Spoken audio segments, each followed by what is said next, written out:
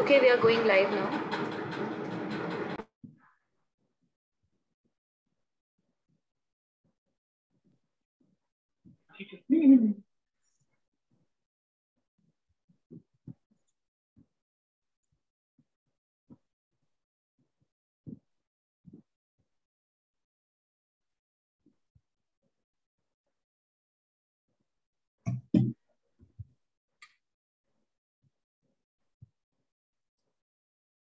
सभी साथियों को जिंदाबाद, जोहार, जय भीम, लाल सलाम। NAPM युवा संवाद में आप सभी का स्वागत है।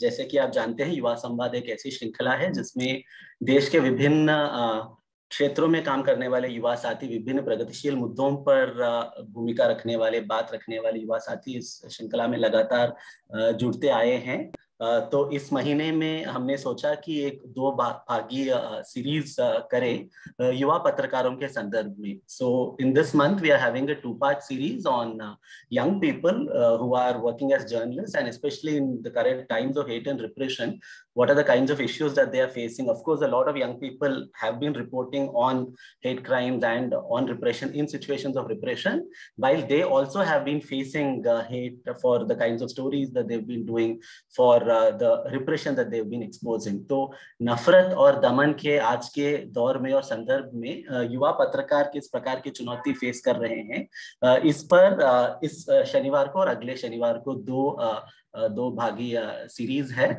आज का जो सत्र है वो सबा गुरमत मॉडरेट करेंगे और अगला जो सेशन है वो एक दूसरे पत्रकार साथी मॉडरेट करेंगे। तो सबा जो है वो एक युवा पत्रकार है। सबा दिल्ली में बेस्ड है। उन्होंने लॉ की पढ़ाई की और लॉ ग्रेजुएशन के बाद उन्होंने जर्नलिस्ट के तौर पर काम भी किया है और विभिन्न आर्टिकल 14 वायर जैसे विभिन्न पेपर्स में वो लिखती आ रही है और खासकर उनकी जो रुचि है वो ह्यूमन राइट्स, लेबर, जेंडर इत्यादि मुद्दों पर है। So thanks to Saba for moderating today's session. We have 4 young journalists from different parts of India. We have Asghar from Jharkhand, we have Damayantee from Gujarat, we have Bala from Telangana, and we have Alishan from Delhi. And of course, they've all been writing on a whole range of issues connecting hate crimes and state repression. As we begin this episode today, it is important to acknowledge that after intense struggle, Mohammad Zubair has been given bail in all matters by the Supreme Court, which is a small but significant ray of hope in today's times when there is so much repression on journalists. In fact, if one looks at the Global Press Freedom Index of this year, we see how India has fallen 8 places further to the 150th position.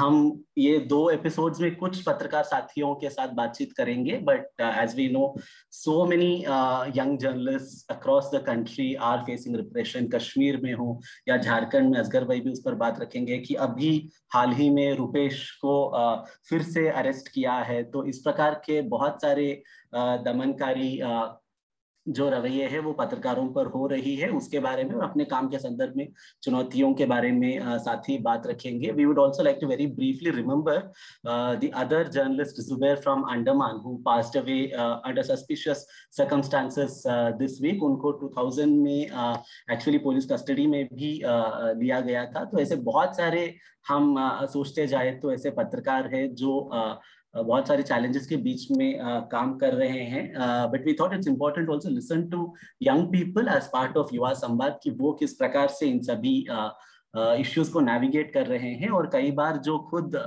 युवा पत्रकार marginalise location से आते हैं तो वो additional challenges भी face करते हैं, तो उस पर भी जरूर आज के सेशन में बात होगी। The session would be bilingual both in English and Hindi, and we hope our friends would be able to communicate their own experiences and also connect the many dots. So with this, I hand over to Sabah. Hello. Am I audible? सुनाई दे रहा है? Yep. Okay. सभी साथियों को जिंदाबाद and warm welcome to all our guests. आज का session जैसे मीरा ने बताया, it's going to be about journalism in the times of hate and repression, and हम इस युवा संवाद के जरिए फोकस करना चाहेंगे on people who are amongst the youth and who are witnessing this generation which is possibly one of the most unprecedented times in both history as well as a journalist. तो हम इसी पे focus करना चाहेंगे, and I will also want to talk about किस तरह से जैसे बहुत टाइम से बताया जा रहा है कि journalist should be neutral, journalist खुद स्टोरी नहीं बन सकते, you are not the story, लेकिन हम इस टाइम से गुजर रहे हैं जहाँ पे जर्नलिज्म में the journalist themselves become the story because of their identity, because of the issues they are covering. तो जैसे आपने देखा अभी जो जुबैर के साथ हुआ है, and not just Zubair Ahmed, जैसे मीरा ने बताया, and there are so many others. We have Siddiqui Kapan, who is still in jail.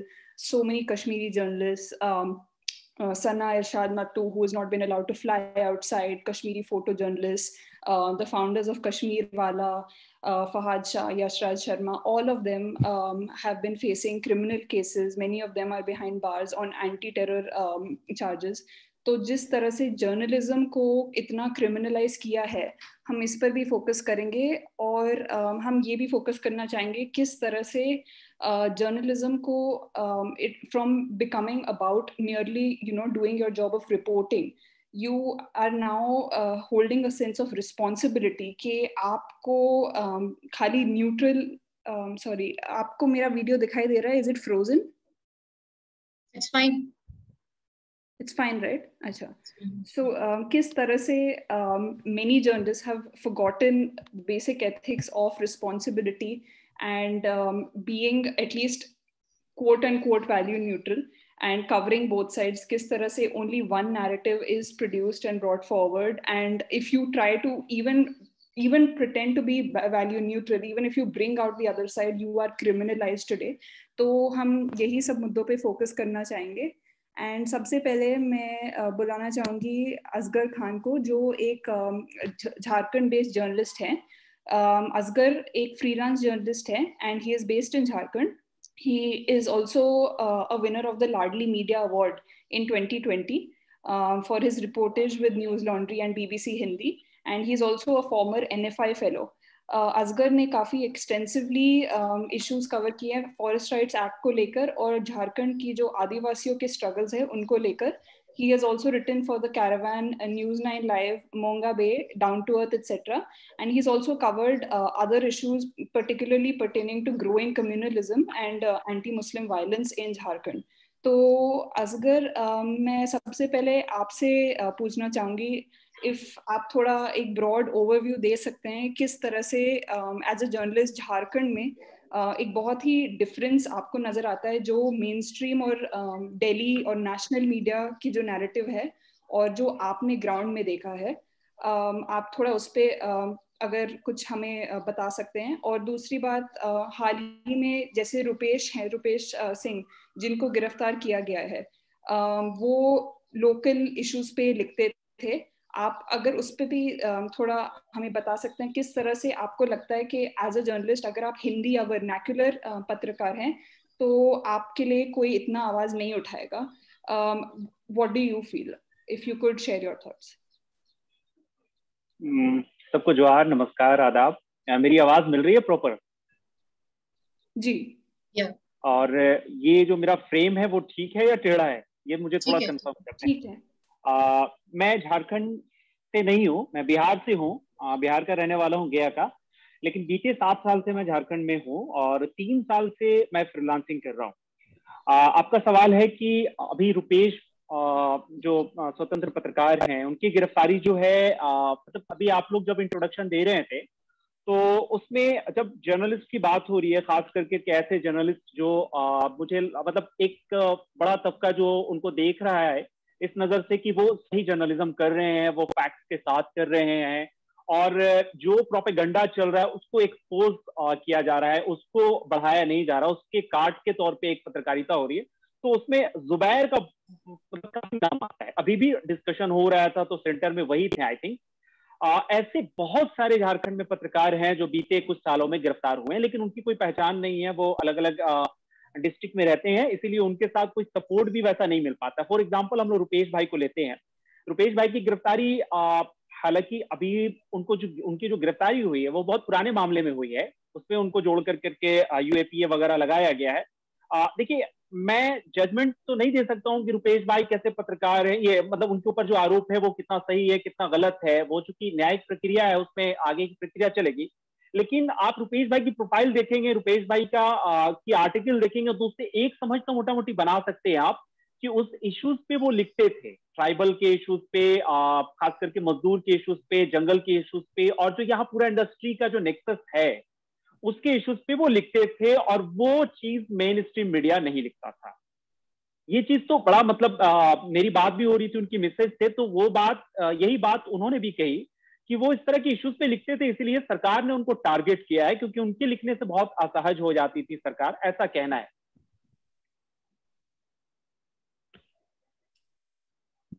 Hello जी, सुनाई दे रहा है। हाँ, तो ये एक हो गया। मतलब थोड़ा सा आप मुझे बात को बढ़ाती तो ताकि मतलब कन्वर्सेशन थोड़ा सा इजी होता है। हम ये भी पूछना चाह रहे थे कि आपका एक्सपीरियंस कैसा रहा है, मतलब झारखंड से जो भी आपने मुद्दे कवर किए हैं, खासतौर से जैसे आप हमारा जो पहले कॉन्वर्सेशन हुआ था, जो आपने नोटिस किया है जब से पिछले 3-4 सालों में खासतौर से कम्युनल वायलेंस को लेकर जो मुद्दे हैं, और सरकार भी बदल गई है, फिर भी जो सरकार का रवैया रहा है जर्नलिस्ट के प्रति, तो आप उस पे अगर कुछ बता सकते हैं, आपका एक्सपीरियंस क्या रहा है? मुझे लगता है कि मैंने 3 साल में कुछ रिपोर्ट की है जो जिसमें मतलब कम्युनिटी कन्फ्लिक्ट है, मतलब कम्युनल वायलेंस के मतलब आईने में। We can't hear you, Asghar.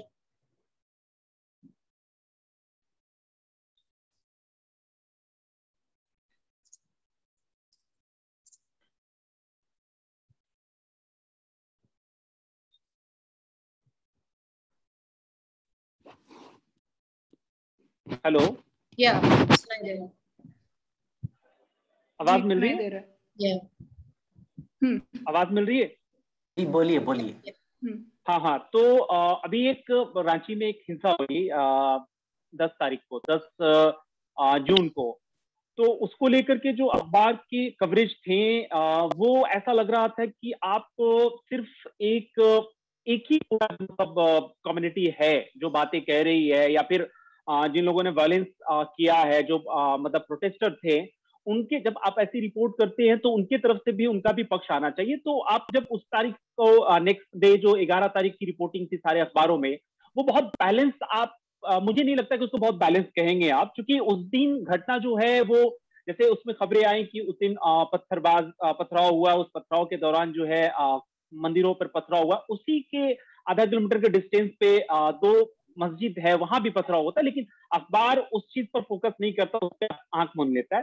तो मैंने जब इस तरह की रिपोर्टिंग देखी तो मुझे लगा कि एक रिपोर्टिंग पूरी सारी चीज को समेटते हुए होनी चाहिए, उनका भी पक्ष आना चाहिए, इनका भी पक्ष आना चाहिए।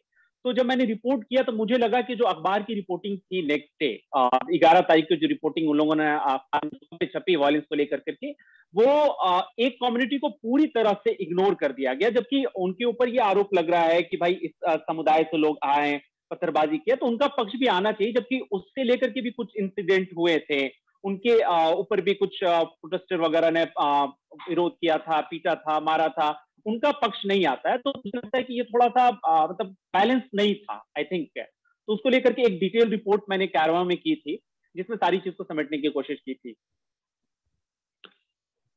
और आप जी सुनाई दे रहा है? जी हेलो। हाँ हाँ, बताएं। और जैसे आप बता रहे थे कि जो आपका एक्सपीरियंस रहा है, जो वहाँ पे जो लोकल मीडिया है और जो हिंदी में मीडिया है, उन्होंने इस मुद्दे को कैसे कवर किया, और आप पहले भी जैसे जो तबलीगी जमात वाला मामला है, जिस तरह से आपने पिछले 2 सालों से जब से कोविड हुआ है वो जो मुद्दा कवर किया था, उसमें आपका एक्सपीरियंस कैसा रहा? जिस तरह से आप बता रहे थे कि लोकल मीडिया ने इस पे कैसे मतलब एकदम ही एक एंटी मुस्लिम इमेज पेंट किया, उस पे भी अगर आप थोड़ा बता सकते हैं। देखिए, 2019 में जब कोविड लगा था तो जो देश का माहौल था, और खास करके एक कम्युनिटी को लेकर के जो पूरा मतलब आबो हवा बनी थी, वो मुझे नहीं लगता कि बताने की जरूरत है कि वो किस तरह की आबो हवा थी और किसने बनाया और किसका बहुत बड़ा योगदान रहा। सब कोई जानते हैं। अंतरात्मा अगर टटोली जाए तो जो लोग इस आबो हवा को तैयार कर रहे थे वो भी जो है कई बार इस चीज की गवाही देंगे कि हाँ वो बड़ा मतलब प्रोपेगेंडा टाइप से चलाया गया। लेकिन झारखंड में बड़ा अजीबोगरीब देखा गया, क्योंकि जब 2019 में लॉकडाउन लगा और जिस तरह से तबलीगी जमात को लेकर करके खबरें आ रही थी कि ये पूरा जो कोरोना वायरस है, ये पूरा कोरोना जो है देश में जो है तबलीगी जमात की वजह से फैला था, तो एक चीज उसमें क्या बड़ा मतलब पत्रकारिता में खास कर करके जर्नलिस्ट के लिए बहुत ही संवेदनशील इश्यूज थे वो, तो उसमें उन्होंने, अब पता नहीं उनका क्या इंटेंशन होता है इस तरह की रिपोर्ट को करने के पीछे, कि बहुत ही ज्यादा मतलब वो चीज किया जो मुझे लगता है कि एक पत्रकार को नहीं करना चाहिए था। फॉर एग्जाम्पल, मैंने एक रिपोर्ट की थी कि तबलीगी जमात के लोगों को स्पेशल ब्रांच ने कहा कि भाई ये लोग जो है बीते एक हफ्ते में वहां जो मजलिस हुआ था निजामुद्दीन में, वहां से ये लौट करके आए हैं। तो उनमें से 35 लोगों का झारखंड के स्पेशल ब्रांच ने नंबर वगैरह नाम उन सब जो है जारी कर दिया था। अखबार ने क्या किया, एक अखबार ने, एक अखबार के बारे में मैं कह रहा हूं, मैंने और सब अखबार को जब देखा तो वो डिटेल्स नहीं थे दूसरे अखबार में, एक अखबार ने उनका नाम और नंबर दोनों छाप दिया, पूरा डिटेल छाप दिया उसने। तो उसकी वजह से उसमें बहुत सारे लोग, मतलब मैक्सिमम लोग 90% लोग जो थे वो, उनका पूरा जो लाइफ था, मतलब जो लाइफ था वो बहुत ज्यादा सरकम उसमें प्रॉब्लम होने लगी। फॉर एग्जाम्पल कि उनके आस पड़ोस के जो लोग थे, चूंकि अखबार में जब आया तो पता चल गया कि फलाने जो है वो गए थे, कोविड है, ये निजामुद्दीन से लौट करके आए हैं, तो उनसे बहुत सारे लोग किनारा करने लगे, मतलब उनको देख करके लोग भागने लगे। और उसी दौरान क्या हुआ कि पुलिस वगैरह भी जो है उनके पास गई और उसके बाद उनको क्वारंटाइन वगैरह कर करके रखने लगी। और उसमें ज्यादातर लोग जो थे वो मरीज थे, किसी की उम्र जो है वो 60 साल 70 साल, किसी की उम्र 50 साल, मतलब सब जो है 50 प्लस थे, किसी को शुगर था। अब उनको ऐसी जगह पे ले जाकर के छोड़ दिया गया इस नाम पर कि आप निजामुद्दीन से लौटे हैं, जहां पर कोई सुविधा नहीं थी। अब जब मैंने इन लोगों से बात किया, क्योंकि इन लोगों ने 35 लोगों का नाम दिया था और मैंने लगभग 26-27 लोगों से बात किया, क्योंकि उतने ही लोगों से मेरा कांटेक्ट हो पाया, संपर्क हो पाया, तो उसमें से सिर्फ एक को छोड़ दीजिए, मैंने 27-28 लोगों से जिन लोगों से बात किया उसमें से सिर्फ एक को छोड़ करके सारे लोगों ने कहा कि कोई कहता है कि हम आज तक दिल्ली नहीं गए, कोई कहता है कि 10 साल पहले गए थे, कोई कहता है 3 साल पहले गए थे, कोई कहता है 5 साल पहले गए थे, कोई कहता है कि 20 साल से नहीं गए दिल्ली। सिर्फ एक था जिसने कहा था कि हाँ हम बीते हफ्ता, मतलब 15 दिन कबल जो है, 15 दिन पूर्व जो है दिल्ली गए थे, दिल्ली से आए। बाकी सारे लोगों को बिना इन्वेस्टिगेट किए, बिना पता किए हुए इस तरह की खबरें आप मीडिया में दे दिया। और मीडिया ने क्या किया, कुछ वेबसाइट और एक अखबार ने उसको बजाते उनके नाम और नंबर के साथ पब्लिश कर दिया, प्रकाशित कर दिया। और एडमिनिस्ट्रेशन उस खबर को पढ़ता भी है, ऐसा नहीं है, सारे एडमिनिस्ट्रेशन, सारे जो दफ्तर होते हैं डीसी के, एसपी के, वहां अखबार जाता है, वो बड़ा अखबार है, उस अखबार में बजाते नाम छपता है। जबकि ये बजाते स्ट्रिक्टली निर्देश था कि नाम उनका उजागर नहीं करना है, नंबर उजागर नहीं करना है, जो लोग इस तरह कोविड वगैरह के शिकार हुए हैं या जो लोग लौट करके आए हैं वहां से, ताकि उनकी प्राइवेसी बनी रहे। लेकिन उस अखबार के ऊपर कोई कार्रवाई नहीं होता है।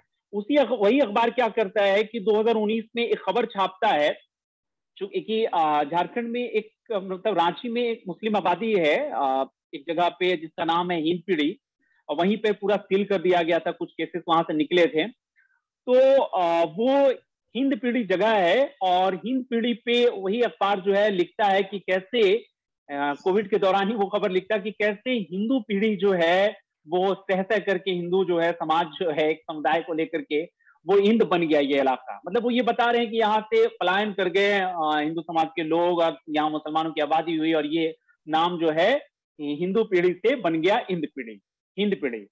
तो वो पूरी तरह से प्रोपेगेंडा टाइप की खबर थी। जब उस पे ट्राइबल कुछ एक्टिविस्ट ने संज्ञान लिया, क्योंकि इंद जो है वो ट्राइबल से जुड़ा हुआ नाम है, और वहां पर एक जगह है जिसके बारे में लोग कहते हैं, कुछ ट्राइबल जो जानकार हैं इसके, वो ये कहते हैं कि एक जगह थी जहां पर खास करके ट्राइबल लोग जमा होते, तो उसी नाम पर वो इंद है पड़ा है, इंद पिड़ई नाम पड़ा है।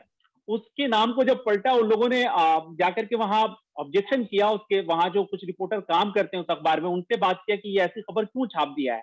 तो देखिए कि अखबार में तो वो खबर आई गई थी, उसने कहा है, उसने उस चीज पर मतलब जाहिर किया, तब अपनी गलती तस्लीम की, मानी, लेकिन उस चीज को एडिट किया उसने वेबसाइट पर, नाम बदला, लेकिन अखबार में वो चीज बड़े पैमाने पर लोगों को परोस दी। अखबार तो चेंज नहीं हो सकता है, आपने गलती मान करके वेबसाइट में चेंज कर दिया जो आपने लिखा था कि कैसे हिंदू पीढ़ी बन गया, लेकिन आप अखबार जो चला गया बहुत बड़ी आबादी के पास जो अखबार को पढ़ के परसेप्शन बनाती है, उन लोगों के परसेप्शन को बनाने में तो आपने वो मतलब एक सांप्रदायिक माहौल बना दिया।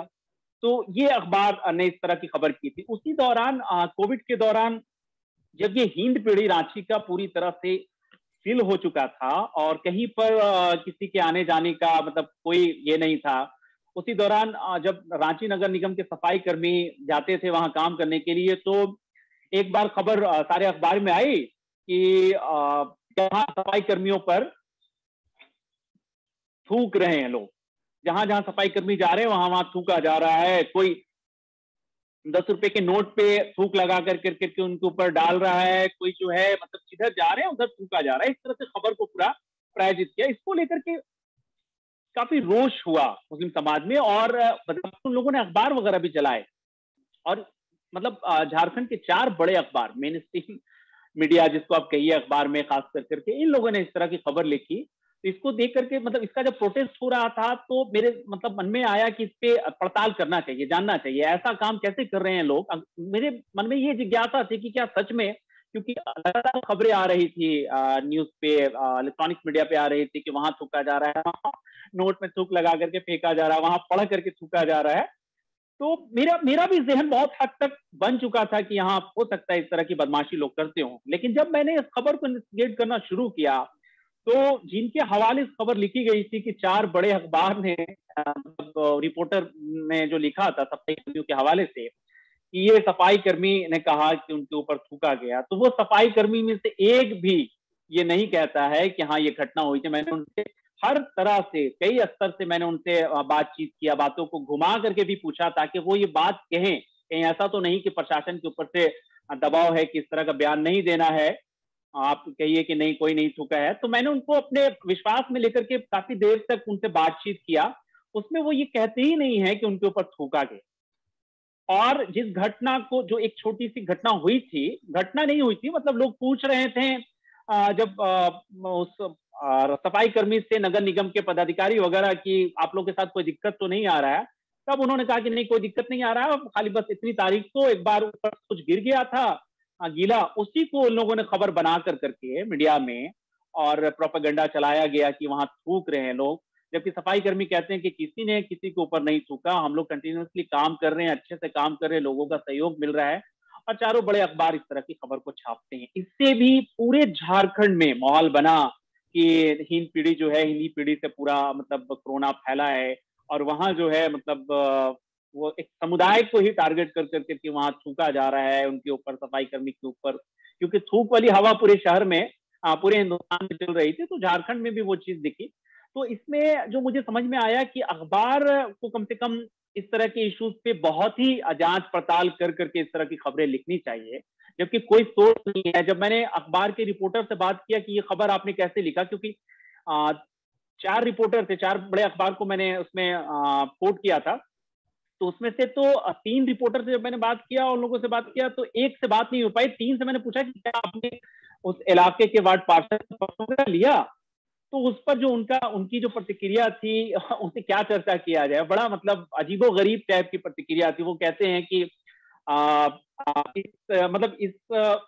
इस इशू को लेकर के नगर आयुक्त बयान दे देते हैं, काफी है, हम क्यों पूछेंगे उनसे, है ना, वहां के लोगों से क्यों पूछेंगे, हम नगर आयुक्त के बयान पे लिखेंगे। नगर आयुक्त के बारे में जब मैंने उनसे पूछा तो उन्होंने कहा कि मैंने इस तरह का बयान नहीं दिया है। मतलब हर कोई एक दूसरे से पल्ला झाड़ रहे हैं और अखबार जो है इस तरह के खबरों को ऐसा चला रहा है जैसे लगता है कितना बड़ा एविडेंस है उसके पास थूक वाला। और हेलो, हाँ जी बिल्कुल। हाँ, बताएं। आप जो बता रहे थे, आप इस अखबार का नाम लेना चाहेंगे? नहीं, मुझे लगता है अखबार का नाम नहीं लिया जाए। मैं समझ गई कौन सी है, पर फिर भी अच्छा, आप ये भी बात कर रहे थे किस तरह से, मतलब आप झारखंड में 7 साल से काम कर रहे हैं, तो आपने दोनों सरकारों को देखा है, किस तरह से दोनों का रवैया रहा है।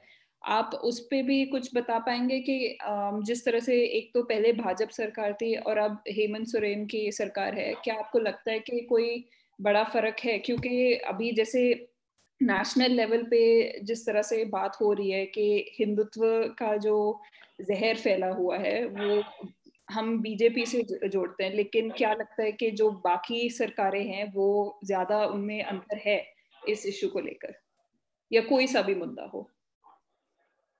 देखिए, ये सरकार जो है, ये सरकार से मुराद ये है कि जेएमएम कांग्रेस, यही दो बड़ी पार्टी हैं अलायंस में। हालांकि राजद भी है, लालू प्रसाद यादव की जो पार्टी है राष्ट्रीय जनता दल, उनके एक ही विधायक हैं, एक ही विधायक जीते हैं और वो एक विधायक के बुनियाद पर उनको मंत्रालय में मिला है।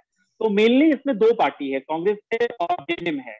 दरअसल ये जो पार्टी है, जब इन लोग विपक्ष में थे 2019 से पहले, तो इन लोगों ने जो इश्यूज बनाए थे, जो मुद्दे बनाए थे, खास कर करके सत्ता में आने के लिए जो जिस इश्यूज को ये उठाते थे, उसमें सबसे बड़ा इश्यू था ट्राइबल का। क्योंकि ट्राइबल को लेकर करके जो पिछली सरकार में घटना हो रही थी, जो खबरें आ रही थी, उसको लेकर के ट्राइबल कम्युनिटी सड़क पे था। और चाहे वो एफआरए का मामला हो, लिंचिंग का मामला हो, या जिस तरह से मिशनरी को मतलब टारगेट कर करके पिछली हुकूमत में मतलब मिशनरी को लेकर करके जो छापे पड़ रहे थे, उसको लेकर के भी पूरा रोष था। एफआरए का जो मुद्दा था फॉरेस्ट साइट का, वो एक ऐसा मुद्दा था कि ट्राइबल में दो है, एक क्रिश्चियन ट्राइबल है और एक है नॉन क्रिश्चियन ट्राइबल है। तो एफआरए एक ऐसा मुद्दा था कि इन दोनों को साथ लाया और इन दोनों ने बहुत ही मतलब मेजोरिटी में एक हो कर करके जेएमएम को सपोर्ट किया। और यही वजह थी कि जो ट्राइबल 26 रिजर्व सीट थी, वो पहले भाजपा के पास ज्यादा हुआ करती थी, 10-12, भाजपा सिर्फ 2 ही सीट जीत पाई उसमें, आई थिंक, जहां तक मुझे याद है।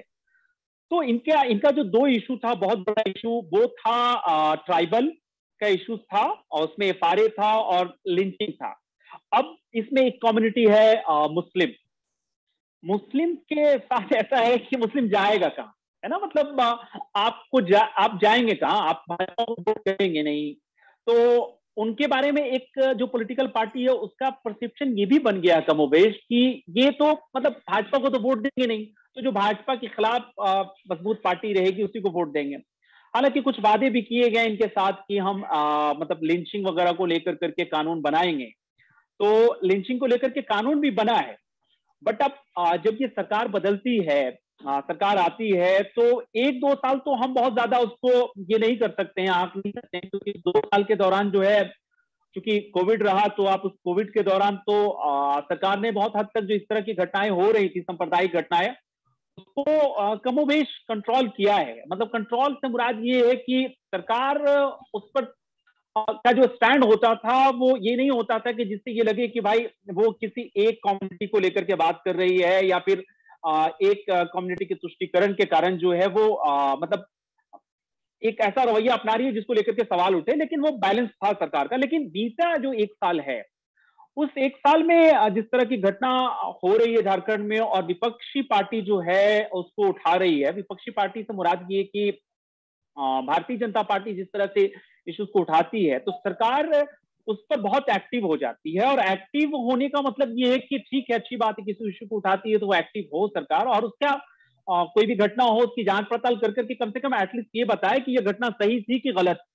अभी हाल की घटना आपको हम बताते हैं कि एक जिला है, उस जिले में खबरें आई, वही एक अखबार, विशेष अखबार जो है, उसने खबर लिखा कि वहां चूंकि मुस्लिम आबादी है, उस स्कूल में बच्चे मुस्लिम हैं, इसीलिए वो लोग जो है कह रहे हैं कि हम 75% हैं, हमारे हिसाब से प्रार्थना हो, हमारे हिसाब से जो है वो मतलब प्रार्थना का तरीका हो।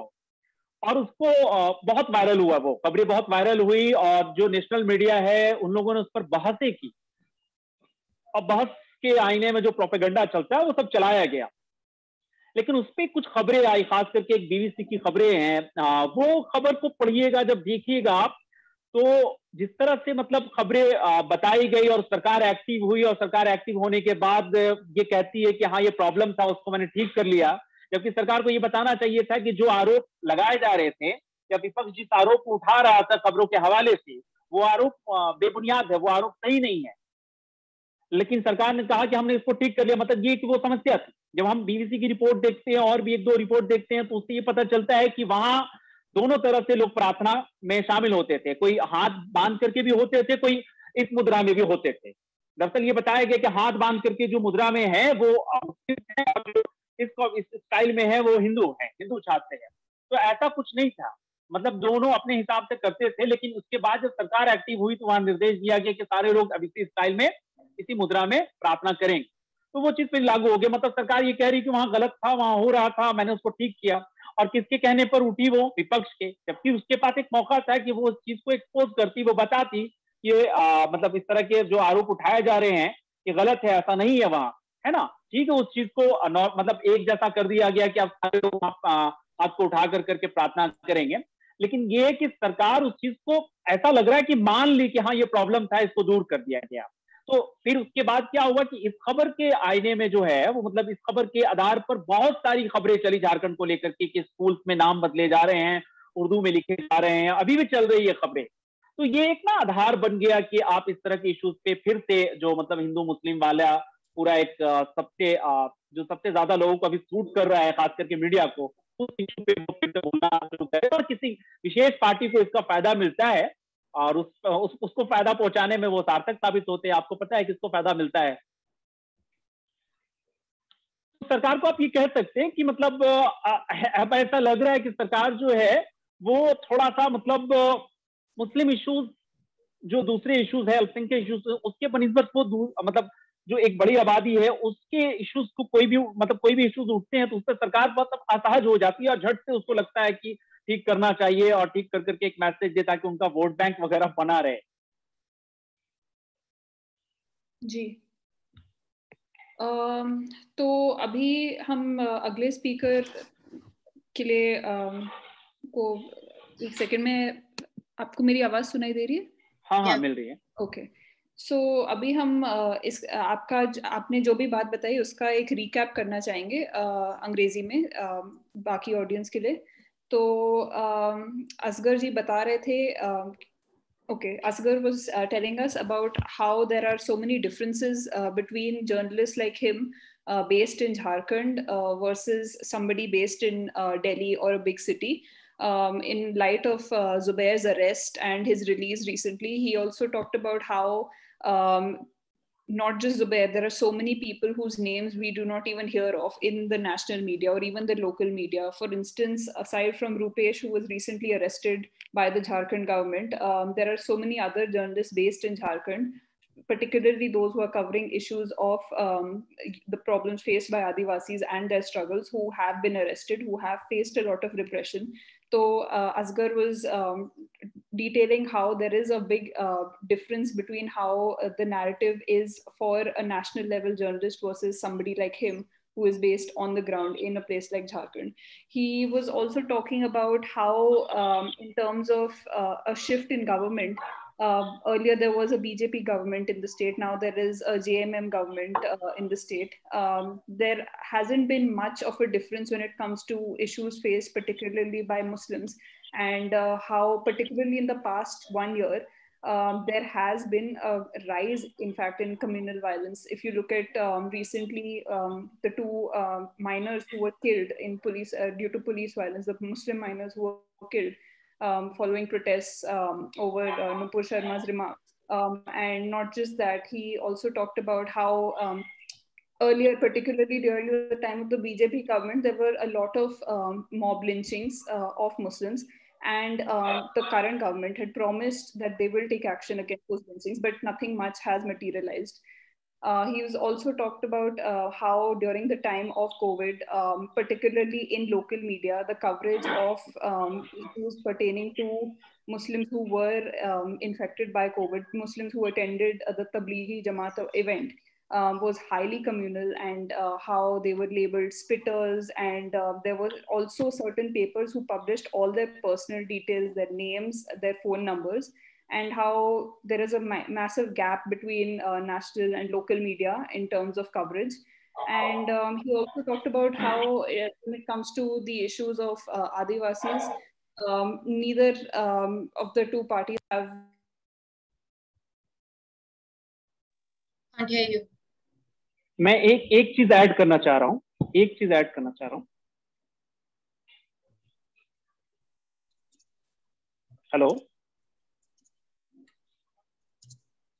Hello Yeah. हाँ असगर जी, उनका अनुवाद हो जाए फिर आप ऐड कर दें। अच्छा ठीक है ना। हाँ सबा, are you there? हाँ बस so that is more or less it. Asghar जी आप बता रहे थे। मेरे जहन से निकल गया था, मैं वो... अभी याद आया मुझे। देखिए ये सरकार और पिछली सरकार में एक जो मतलब बड़ी चीज वो ये है कि पिछली सरकार में भी अथक प्रयास किया गया कि शहर का राज्य का एटमोस्फेयर डिस्टर्ब किया जाए, लेकिन पिछली सरकार जो रघुवर दास की सरकार थी, बीजेपी के नेतृत्व, रघुवर दास के नेतृत्व में जो बीजेपी की सरकार थी, उसमें रघुवर दास ने बहुत मतलब एक भी सांप्रदायिक वैसी घटना को नहीं होने दिया जिससे आप एक टैग लगे कि हाँ भाई इस हुकूमत में सांप्रदायिक घटना हुई। हम इसलिए इस बात का जिक्र कर रहे हैं कि रांची वाली जो हिंसा थी, इसको लेकर के सरकार का जिस रवैया रहा है उस पर गवर्नर ने भी कहा कि जिस वक्त ये मतलब जो लोग प्रोटेस्टर लोग बाहर निकले, जो बच्चे बाहर निकले थे पथराव करने के लिए, उसको आप क्यों नहीं रोक पाए और उनपे आपने गोली क्यों चला दिया? आपके पास दूसरा विकल्प नहीं था, आप वाटर कैनन नहीं था, रबर बुलेट नहीं थी, इन चीजों का इस्तेमाल क्यों नहीं किया? और सेम चीज को हाईकोर्ट ने भी मतलब संज्ञान लेते हुए इस इश्यूज को सरकार के लिए शोकॉज किया, पूछा। अब सवाल ये है कि पिछली बार 2017-18 की बात है, इसी तरह का प्रयास किया गया था शहर के आबो हवा को खराब करने के लिए, मतलब सांप्रदायिक सौहार्द को खराब करने के लिए, तो रघुवर दास सड़क पर उतर गए। ये मैसेज पूरे मतलब दूसरे राज्यों में भी गया था कि रघुवर दास, यहाँ का प्रमुख चौक है अल्बर्ट एक्का चौक, वहां रघुवर दास उतर जाते हैं और वहां से लेकर के 3-4 किलोमीटर तक वो पैदल मार्च करते हैं प्रशासन के साथ, और दोनों साइड मतलब जिसको रास्ते से जाते हैं वहां पे मुस्लिम कम्युनिटी और हिंदू कम्युनिटी, उन दोनों की दुकानें होती हैं, उन दोनों के जो मतलब दुकानदार होते हैं, उन दोनों को बुला करके साथ में मार्च करते हैं और एक बहुत अच्छा मैसेज जाता है कि रघुवर दास ने एक बड़ी घटना को कंट्रोल कर लिया। हालांकि वो दूसरी जगह थे उस वक्त और वो यहाँ पहुंच करके मार्च करते हैं।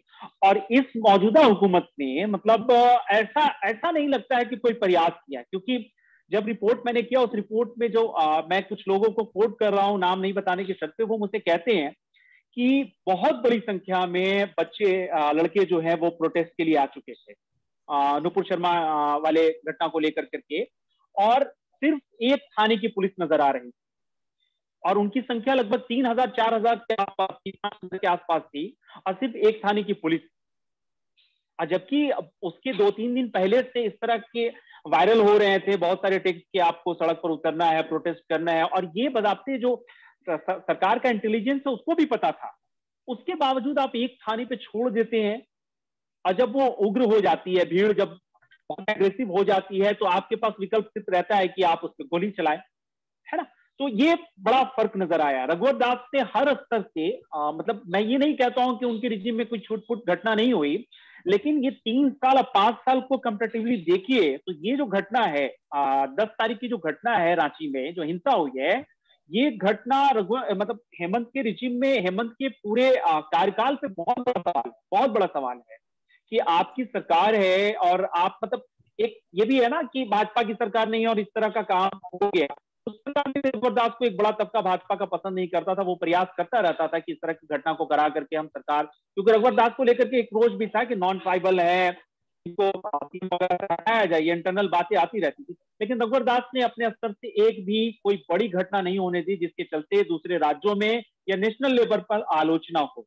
उसको बहुत अच्छे से रघुवर दास ने टैकल किया था। तो ये एक बड़ा फर्क नजर आ रहा है ये हुकूमत में और पिछली हुकूमत जो भाजपा की थी। जी इसका छोटा सा समरी मैं देती हूँ। बेसिकली असगर यही बता रहे थे कि contrary to what we would imagine, the earlier government of the BJP under Raghubar Das, in fact, did not let any massive incident happen, particularly against Muslims, which was something that happened right now recently under the Hemant Soren government with the 2 minors who were killed by the police. So he talked about how this is a very interesting example parallel between the two, that you would think that a BJP government would have witnessed more communalism, but you see that the same is happening here. In fact, far worse, an incident far worse, and there hasn't been any accountability under this government for those two Muslim minors who were killed. So abhi hum agle speaker ko bulayenge. I want to call Damayantee. Damayantee is a journalist who is based in Gujarat, and इन्होंने लगभग 14 साल वो journalism में रही है. Roughly उसमें से 1/3 उसने गुजरात में गुजारा है, and she has extensively covered the impact of riots on minorities as well as state की जो भी politics है उसको भी cover किया है. उसकी रिपोर्टाज ह्यूमन राइट्स, कम्युनलिज्म और कास्ट वायलेंस को लेकर फोकस करती है. एग्रेरियन इश्यूज पे भी इन्होंने काफ़ी कुछ लिखा है, और ट्राइबल्स के जो मुद्दे हैं स्टेट में उस पे भी काफ़ी कुछ लिखा है. She was also invited in 2018 to speak at the Indian Council of Social Science Research at the Kerala Central University. और आज दमयंती फोकस करेंगी गुजरात की पॉलिटिक्स पर. खास तौर से देखा जाए तो अभी इलेक्शंस भी आने वाले हैं गुजरात में, और किस तरह से गुजरात का पॉलिटिक्स एकदम ही कम्युनलिज्म पे रिवॉल्व हुआ है, खास तौर से पिछले 2 डेकेड्स में. एंड जो माइनॉरिटीज़ का कंडीशन है, खास तौर से मुस्लिम्स एज वेल एज वहाँ के गुजरात के ट्राइबल्स और दलित्स का कंडीशन है, उस पर भी बातचीत करेंगे. एंड जो 2002 के बाद जिस तरह से कम्युनलिज्म का जो पॉट बॉयल किया जा रहा है स्टेट में, वो इस पे भी बात करना चाहेंगी. तो Damayanti, if you can start based on your experience on covering these issues. Yep. And what you are noticing right now. Yep. So hello everyone, and thanks Sabah, thanks Meera for having me here. I'll take it forward from where Asghar left actually, and then come back to Gujarat politics. What he was saying about being a journalist from small cities compared to being a journalist from a mainstream cities like Delhi or Bombay. Even though I have extensively or primarily written for mainstream media, but I have always been posted in all through the 14 years of my career in small cities like Jharkhand, in Ranchi in Jharkhand, or Chhattisgarh or Orissa or Bengal, or right now in Gujarat. This would be my second tenure in Gujarat. Speaking to what has changed as somebody who started my journalism career before 2014. दो चीज मैं बोलना चाहूंगी before I move on to what is happening in Gujarat, because it is kind of related.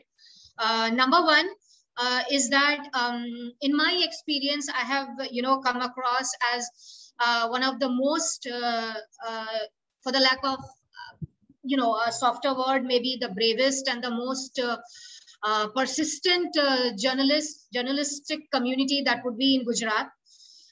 If not for them, there are so many things happening in Gujarat which would not have seen the light of the day. And after it so happens that local media जब लगातार कोई चीज हफ्ता कुछ हफ्ते 10-12 दिन cover करने के बाद मेन स्ट्रीम मीडिया उस पे जंप करती है as and when it suits them or as and when it interests them.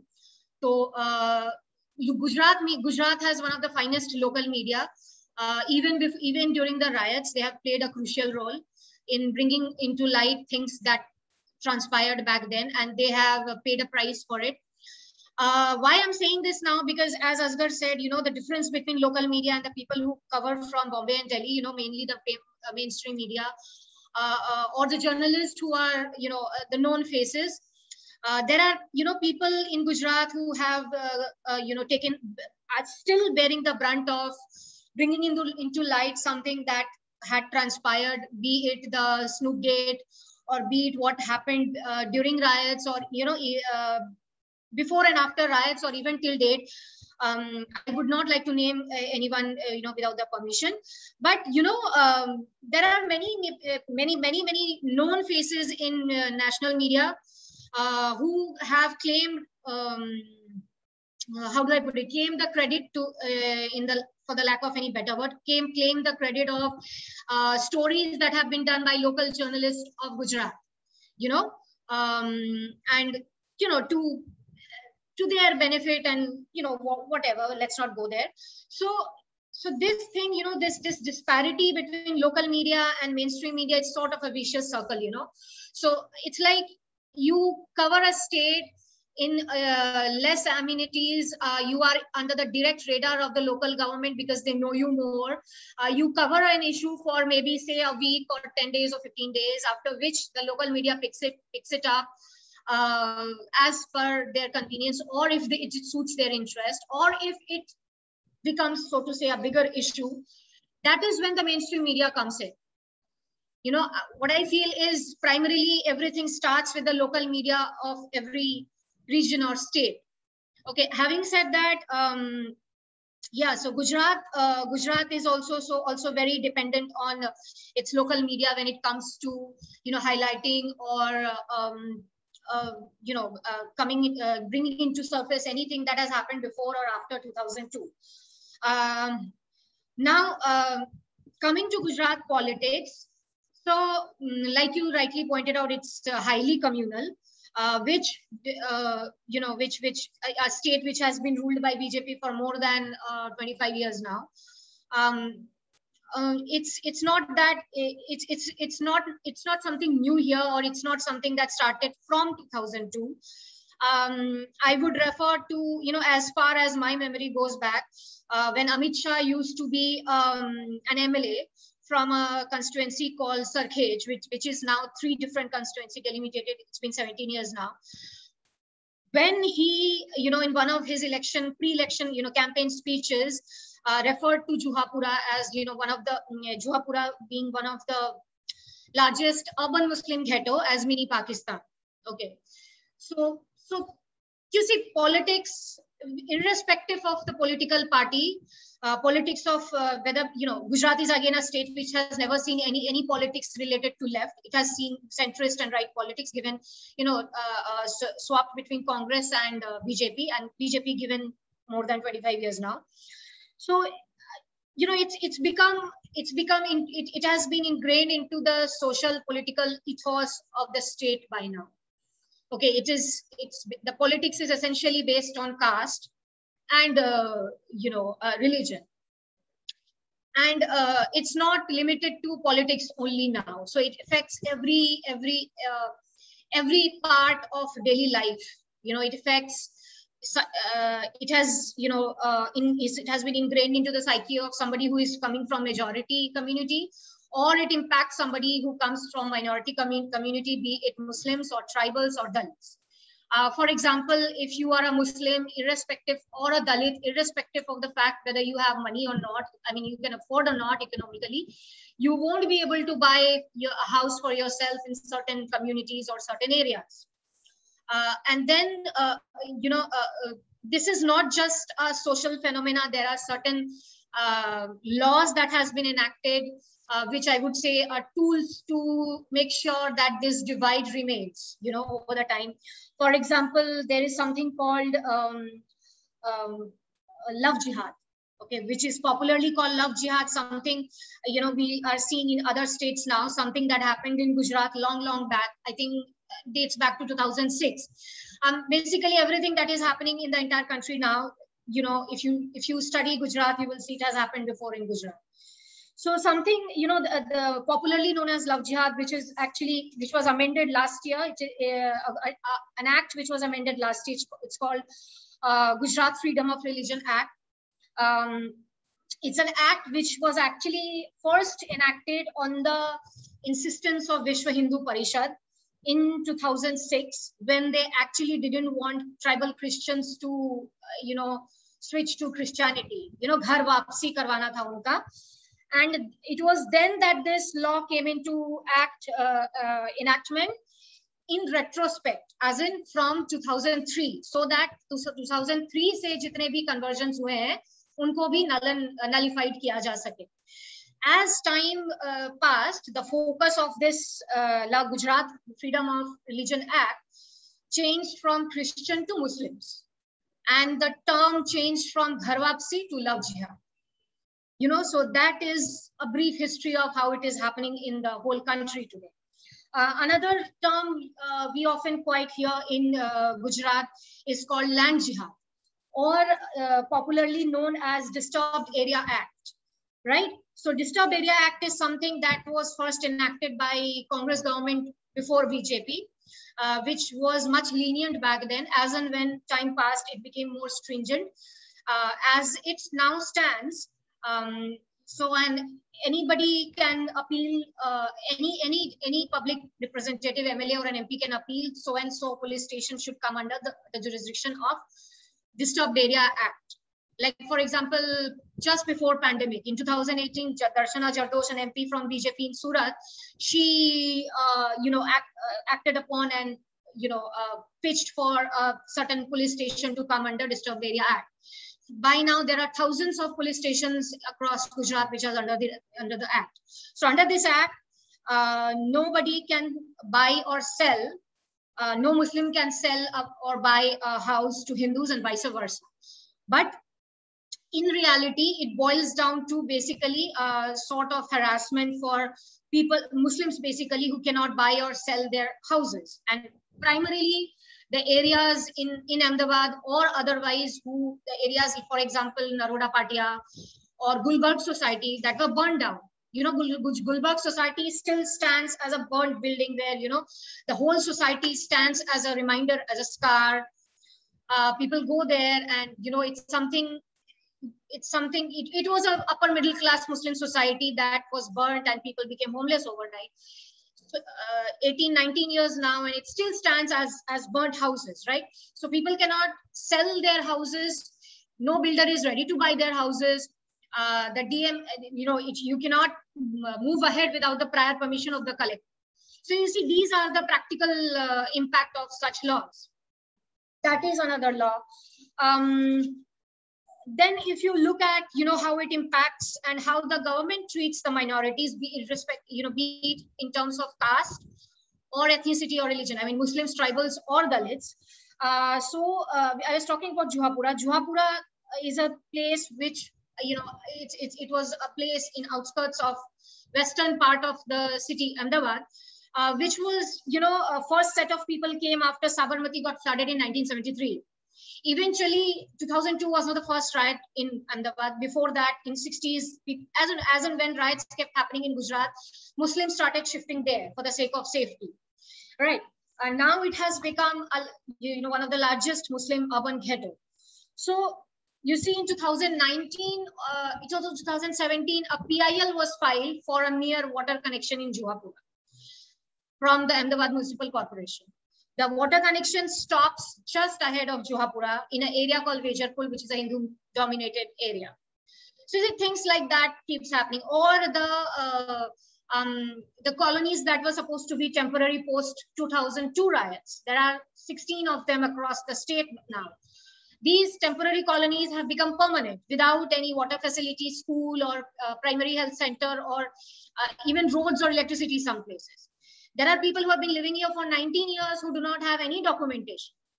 And more so, none of these colonies have received any monetary funding or any sort of monetary help. The victims anywhere in these colonies or otherwise have received any help from Gujarat government whatsoever.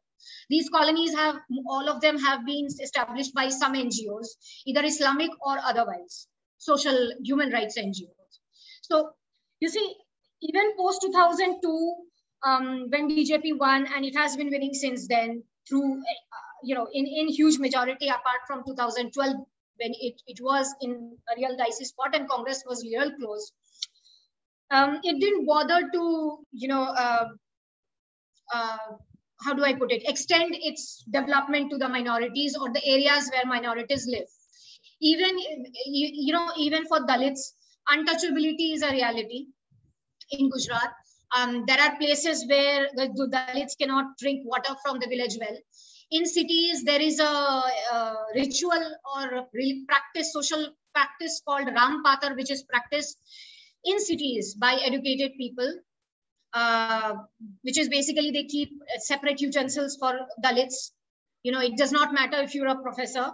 It does not matter if you are, just a friend of that family or whatever. They'll serve you separately. There are Dalits cannot get their beard shaved in the village perimeter by the local village barber. So, things like that is still a reality Dalits are living. Okay. Coming to tribals, which is, primarily the central and the south, southern Gujarat, which is predominantly, where the tribal population lives. There too, you will see the areas are hardly developed. People don't have gas connections or electricity or roads. Even though most of the industrial belts are in these regions, but these regions are not employing the locals, as in tribals. One of the primary example is Sardar Patel statue, the Statue of Unity that has recently happened.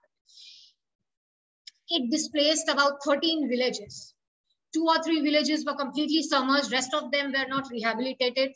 The same, the same villages where we have were uprooted long time back when the Narmada dam on the Narmada River was built. They have not been rehabilitated yet, and plus they were evicted again when the Statue of Unity was built. So the entire pandemic, they were living outside, under whatever risk the pandemic brought in, through the rains, through, battling weather and the pandemic all together. Speaking of pandemic, it was not, easy on minorities in Gujarat either, like Asghar was saying, when the issue of Tablighi Jamaat came up. Obviously, there were, vilification across the issue.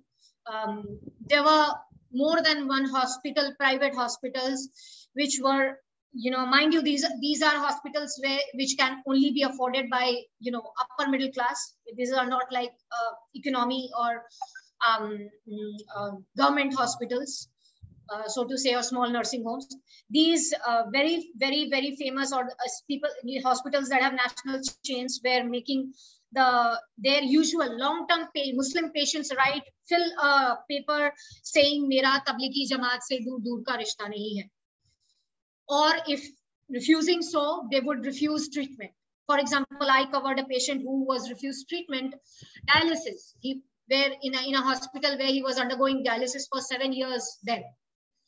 So, things like that happened during pandemic. So in all, I would say, when you talk about Gujarat model per se and the politics around it, I would say the pros are that it gives, it has generated some amount of employment, roads or infrastructure. The cons are that the impact, the price of it is being paid by the minority, whether it is Muslims, tribals, or Dalits. So to sum up, that's about it. If you want to ask me, I'll go ahead. Sabah, you want to ask me? Yeah. I had a follow-up question. Yep. You were talking about your experience working in Gujarat, as well as the larger jo wahan pe political or social climate hai, yeah, and how people are, especially the way people have been in the past 2 decades, post 2002. I wanted to ask you, as a journalist, how have you experienced the way these issues have been covered within Gujarati or local media, as well as how Gujaratis have been perceiving, for example, recently Teesta Setalwad and R.B. Srikumar have been arrested, and obviously जैसे कि larger media में भी एक बहुत ही anti-Muslim narrative है ही, but how do you think it is vis-a-vis say Gujarati media, and not just against Muslims, but also for example when Una happened, how was that issue covered in media, and the issues of Adivasis? So as a journalist, what is your perception of Gujarati media in total, as well as jo audience hai, jo readership hai ya viewers hai, how are they responding or influenced by this? Right. So let me start by Una incident. So when Una happened, it was, I would say, the response of local media was great. In terms of it was covered in a huge way, so much so that it pressured then CM Anandiben. And it actually then, led to become a national news and international news, in fact.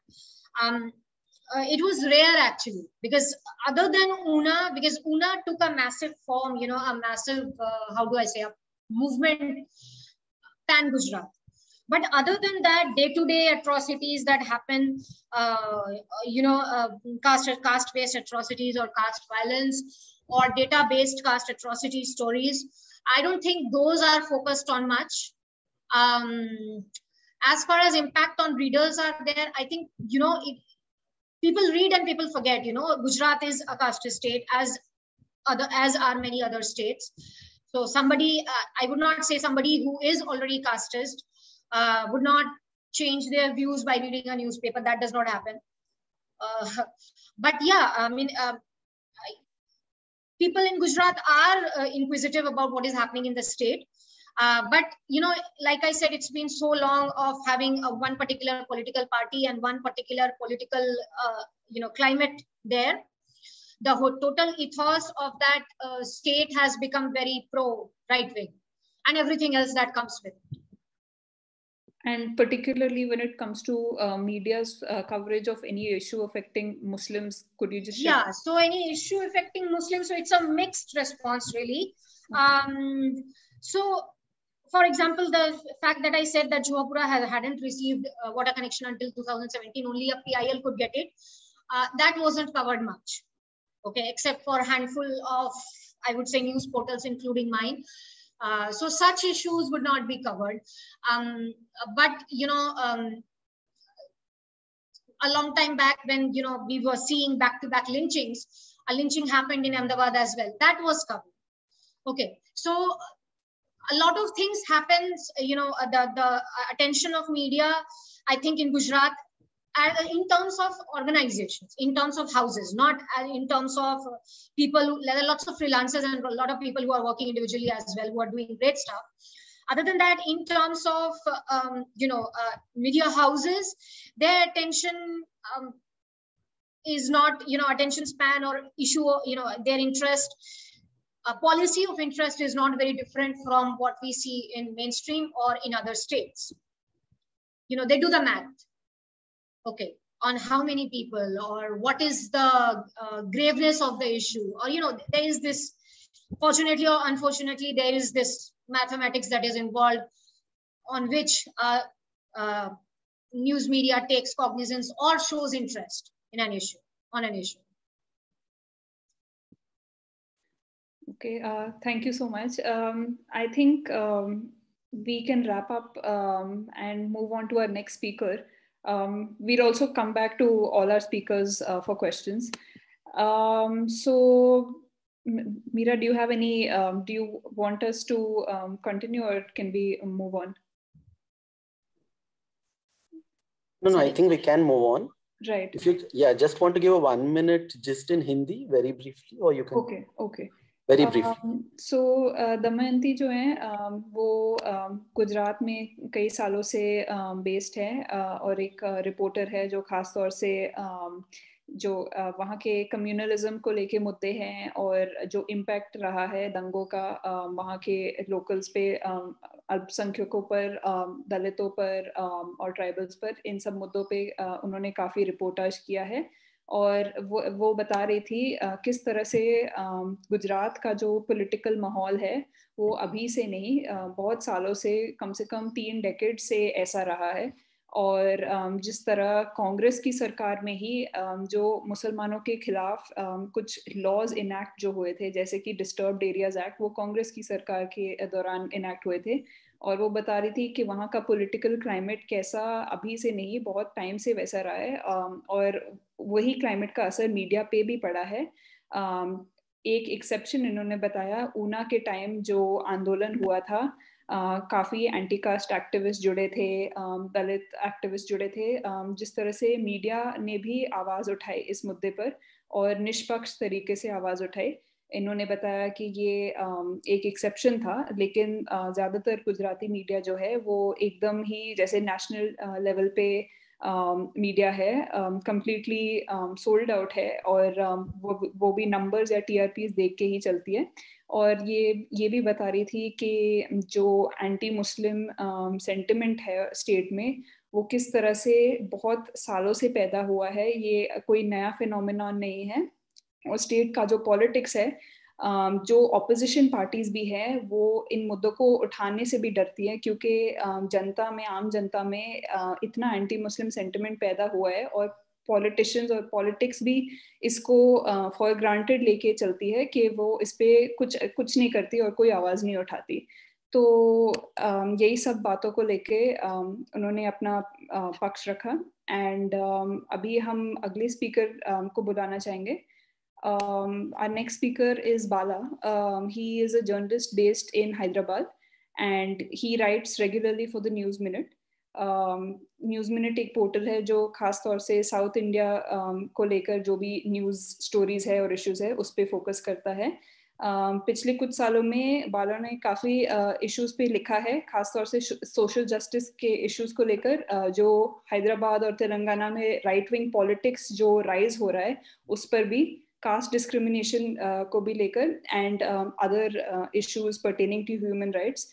आज के session में बाला self censorship पे बात करना चाहेंगे, खास तौर से जिस तरह से जब से मोहम्मद जुबैर की अरेस्ट जो हुई थी और अभी जब से वो रिलीज हुए हैं, फिर भी एक एटमॉस्फेयर पैदा हुआ है फियर का जर्नलिस्ट के बीच कि कोई भी अभी अरेस्ट हो सकता है। एंड जो हैरेसमेंट है journalists के खिलाफ by filing cases on them, even on reasonable things like what happened in Zubair's case. There was no case at all, but the fact that he was harassed by multiple state governments, FIRs in multiple states, has now made journalists scared and wary of their work. So he wants to talk about how there is now a growing fear and this culture of thinking twice before one does a certain kind of work or posts on social media. And hello, can you? Yeah. So please go ahead. Thank you, Sabah. So I'll keep it as brief as possible because many people have had great things to share from their respective state. So I'll stick to my what I had discussed with Sabah prior this meeting. So it was about self-censorship.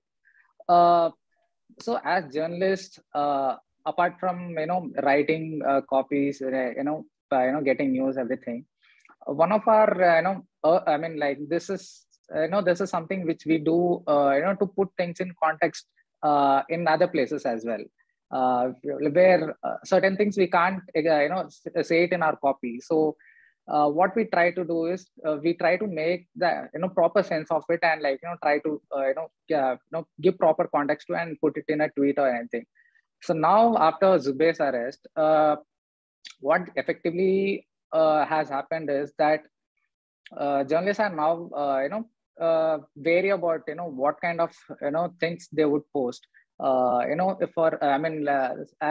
in Zubair's case, that was never a case. It was, he merely tweeted something about a film. He put a screenshot of it and he just put a sarcastic post. That's it. I mean, there was no crime to it. But yet the state went after him. Multiple police stations, multiple state governments were involved in it, and they ensured that he was in imprisonment for almost a month, right? So 23 days, almost a month. So for no crime of his, yet he had to endure all that. So my worry is that which probably Zubair must have been thinking that, right? That now he must be thinking if all this political tweet, sharing, expressing his opinions on Twitter or elsewhere is worth it, because that was as ridiculous as it is, but yet the state went after him. So it is I'm sure all journalists have the same sentiment, thinking whether they have to necessarily tweet about anything. Even if it seems they have to double check, cross check or anything. Usually journalists have this tendency to tweet about certain things, in some journalists have this habit of be quickly and tweet about it. But now that the government has ensured that that doesn't really happen, so I just wanted to share about this part.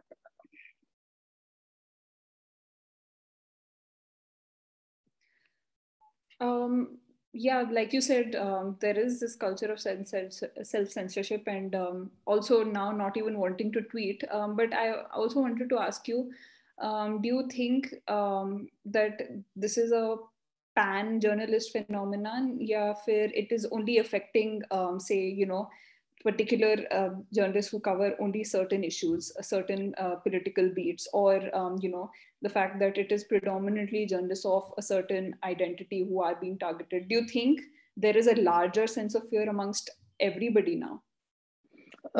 So, I mean, honestly, I think before this government, we had many other governments which did the same thing. They didn't go after a particular religious community.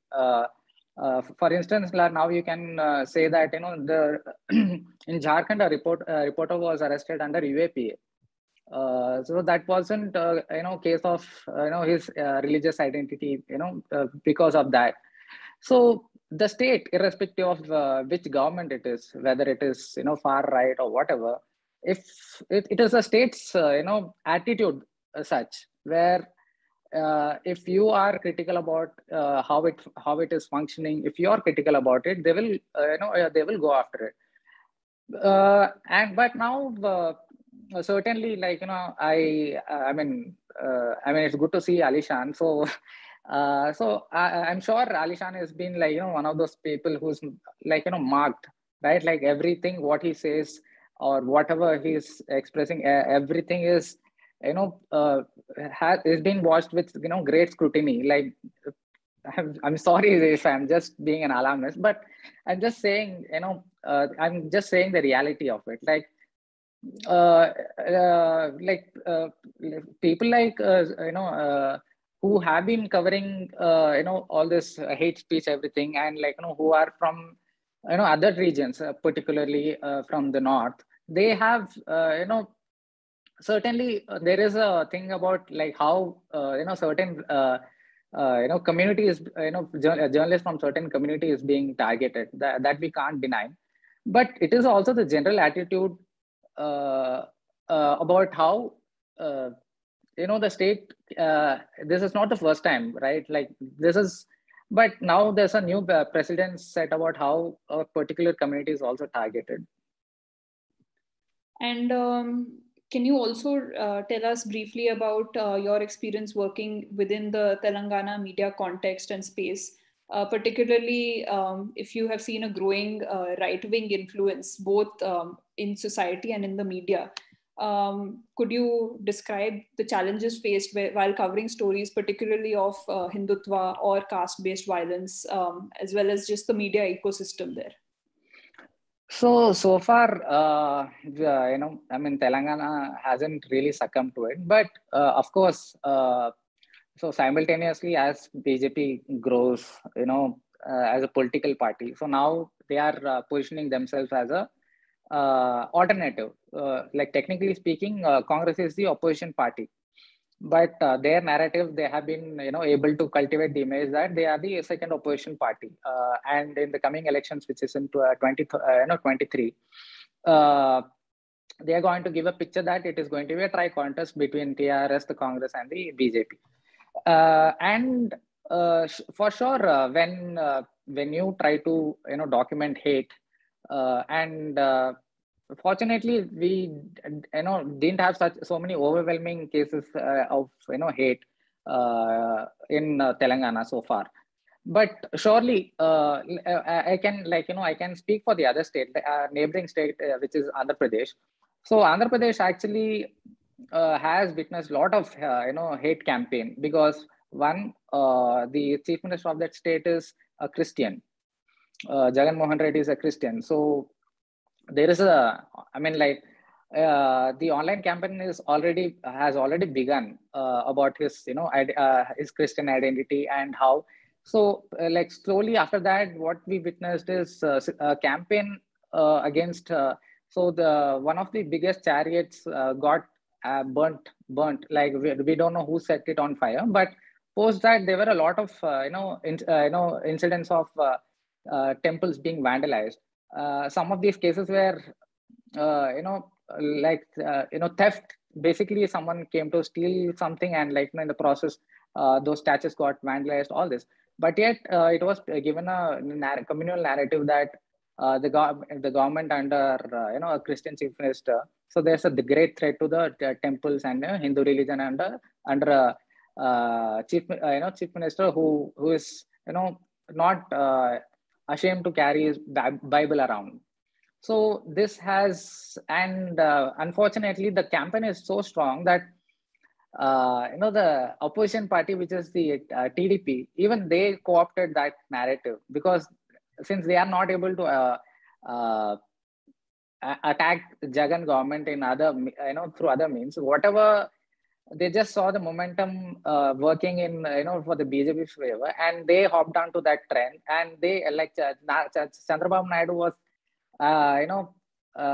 was actually part of it. Instead of saying, saying that this is not how it is or whatever, Chandrababu Naidu in his desperation to remain relevant, or his party to be remain relevant, he hopped onto that trend and did accuse the state government of being discriminatory towards Hindus.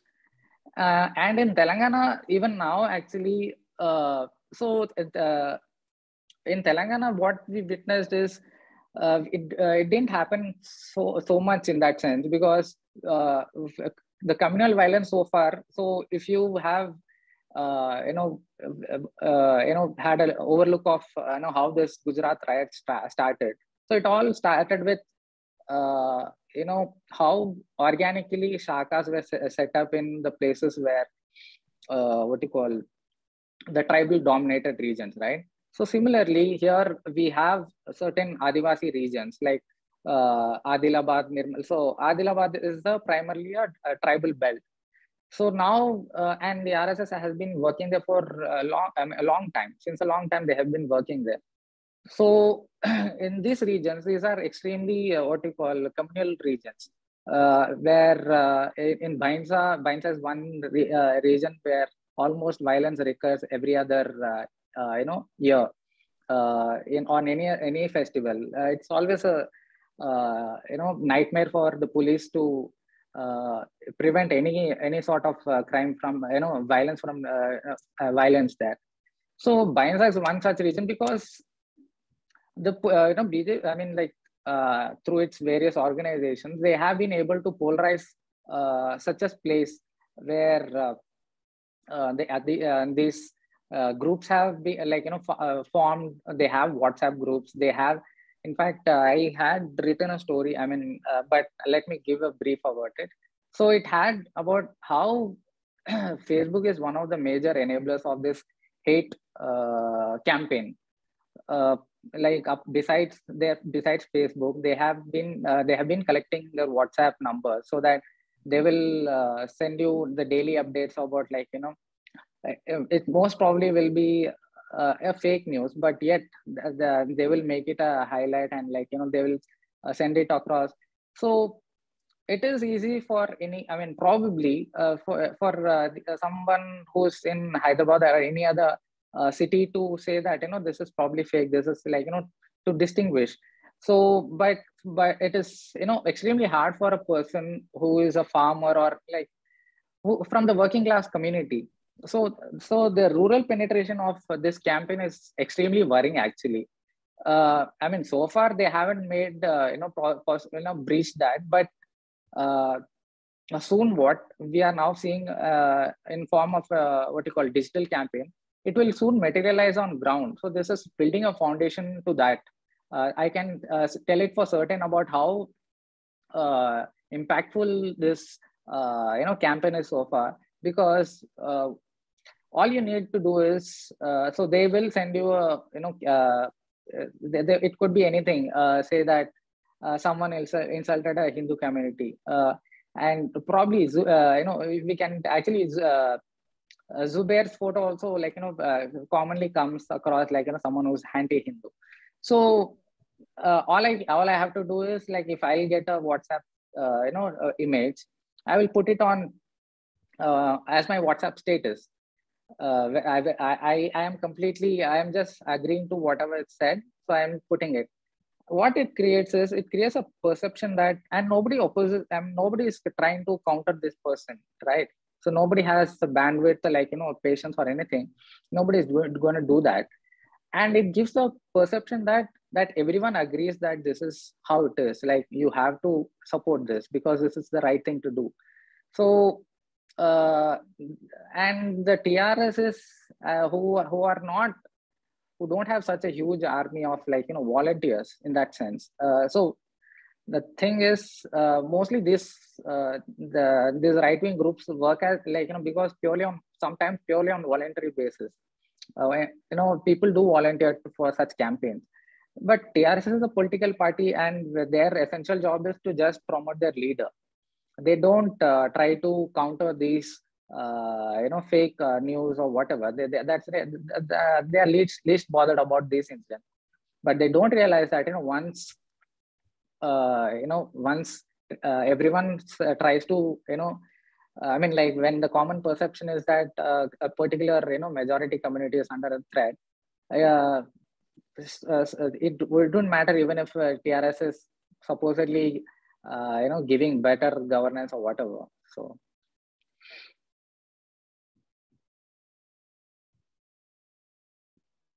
all right, I think we'll wrap it up here. And मैं जो बाला ने बताया उसका ज़रा सा summary देती हूँ हिंदी में. तो बाला ने अपनी बयान में ये बताया कि जो सेल्फ सेंसरशिप का जो कल्चर है वो बढ़ रहा है, खासतौर से जो जर्नलिस्ट एक तरह का पॉलिटिकल बीट जो उठाते हैं, जो ऐसे मुद्दों को उठा रहे हैं, उनमें सबसे स्टोरीज पोस्ट करने में भी, या कोई भी छोटा मोटा इशू पे भी पोस्ट करने के लिए लोगों में अभी एक डर सा पैदा हुआ है. जब से जुबैर को अरेस्ट किया गया, तब से लोगों में एक डर पैदा हो गया है कि अभी किसी भी मुद्दे को लेकर किसी को भी उठाया जा सकता है या अरेस्ट किया जा सकता है, क्योंकि एक प्रीसिडेंट सेट हुआ है. और ये भी बता रहे थे कि जो तेलंगाना में मीडिया का जो कल्चर रहा है, वैसे तो ज़्यादातर अभी compare to the rest of India, खासतौर से नॉर्थ इंडिया में जो हिंदुत्व का लहर है उतना है नहीं, लेकिन फिर भी जो सोशल मीडिया, खासतौर से फेसबुक और व्हाट्सएप पे जिस तरह से फेक न्यूज़ या रूमर मॉन्गरिंग फैलाया जा रहा है, वो काफ़ी ही अलग लेवल पे है. अभी नेशनल लेवल पे भी अगर देखा जाए तो जिस तरह से व्हाट्सएप और फेसबुक ने हेट स्पीच को फैलाया है, कोई चेक नहीं है, कोई सरकार इस पे कुछ लॉ नहीं ला पा रही, कुछ नहीं कर पा रही. और तो और फेसबुक तो सरकार के साथ जुड़ी हुई है, ये रिपोर्ट भी किया गया है. तो बाला वही बता रहे थे कि कोई अपने व्हाट्सएप पे स्टेटस भी डाल सकता है और इसको फैलाया जा सकता है, और किसी भी इंसान को क्रिमिनलाइज किया जा सकता है व्हाट्सएप के ज़रिए.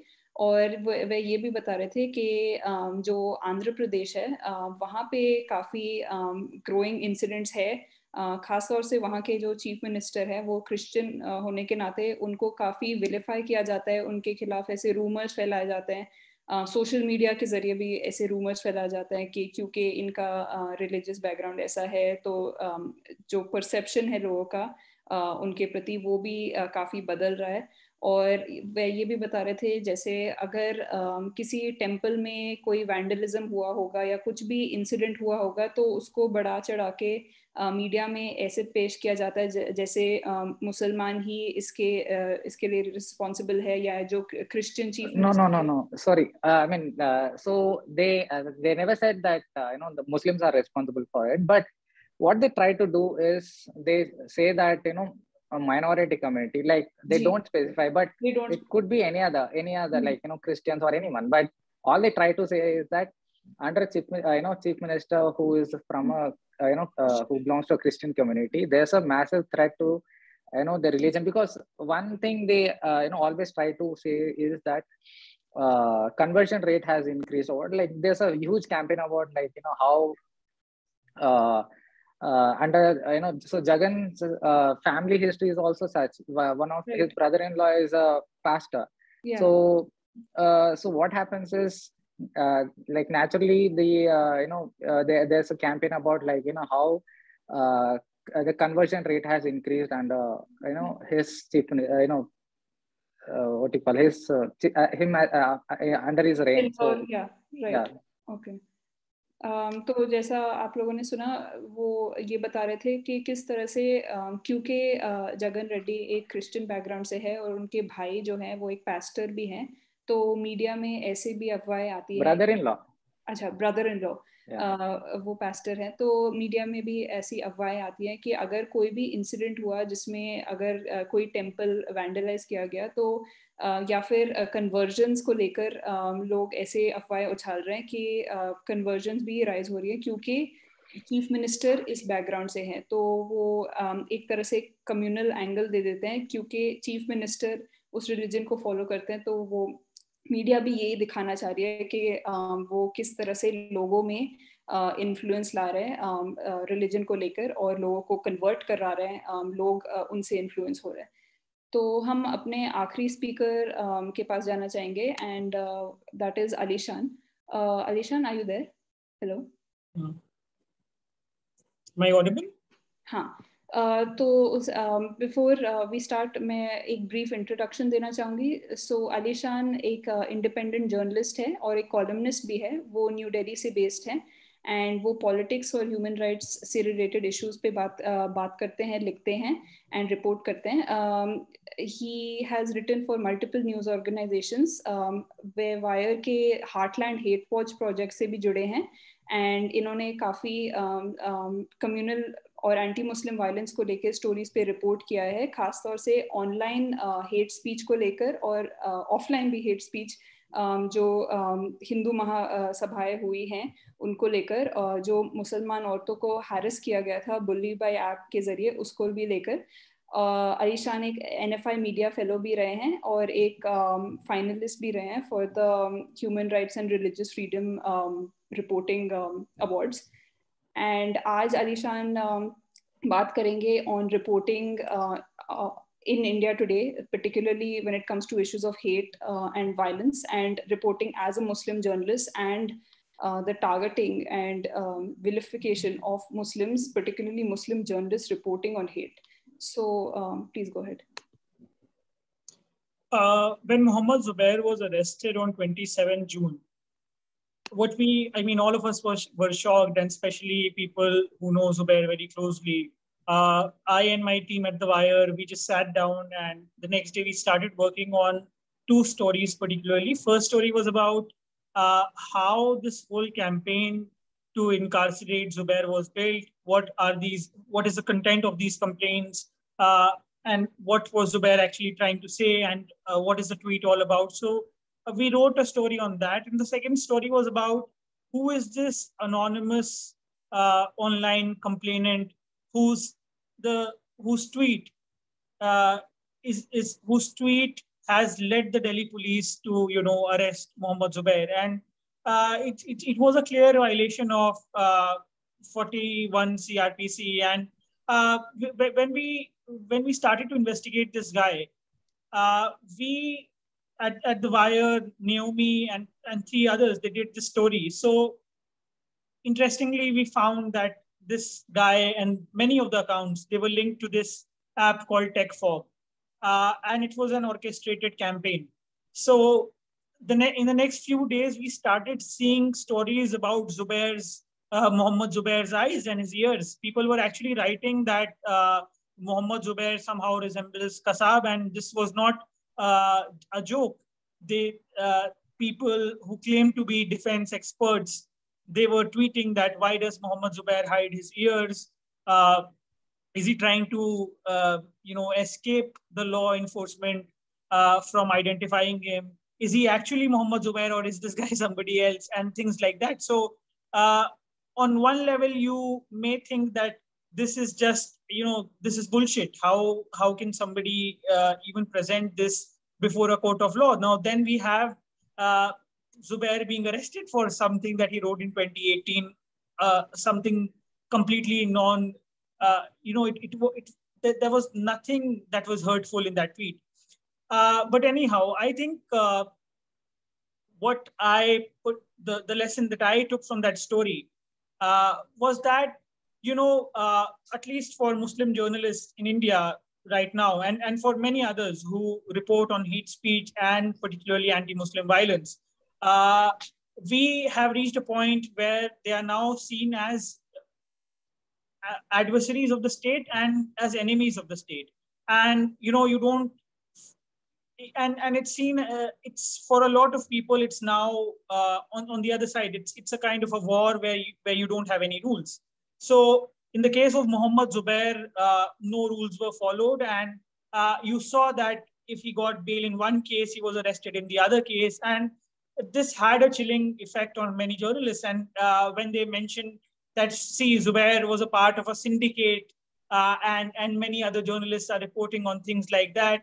So what exactly is the state trying to say in the court? That Mohammed Zubair cannot tweet. You cannot call him a hate monger. You cannot call men who have publicly, incited genocide and rape as hate mongers. And the interesting and the most humiliating thing about the case of Mohammed Zubair is that the first 4 FIRs in the case of Mohammed Zubair, they are from people like Suresh Chauhan ke. There's this guy called Deepak Sharma who suddenly became famous I would say his controversial videos became viral at the time of the Hathras case, where he denied that something like that had happened. And then there's this guy called Yati Narsinghan, and then Bajrang Muni, and all these guys. And what is common amongst these guys is their deep contempt and extreme hatred for Muslims. So to accuse Mohammed Zubair that he has hurt the sentiment of these people, it was bizarre, but of course it was taken up by the courts of this country. And when I say that we have reached a point where you do not need logic to incarcerate Muslims, I have covered many cases, and it just keeps on repeating in one case after the other. Just 1 month ago, I covered this case from Saharanpur, this guy from Saharanpur whose hand was allegedly chopped off last year in 2020 during the lockdown in Haryana because he had a 786 tattoo. So this guy was arrested after he filed a complaint for allegedly assaulting one of the accused children. So I think, and he was later acquitted of all the charges after spending like 16 months in jail. Meanwhile, the other case that has been filed by this guy for assault and for against people who have chopped off his hand, that case has still not started. You see cases being filed against people for literally packing meat in a newspaper. And so when you are up against something like this, it's important to tell yourself that you're not living in normal times. And when you're calling idiocy or violence of this sort or repression of this sort, of course, to anybody who has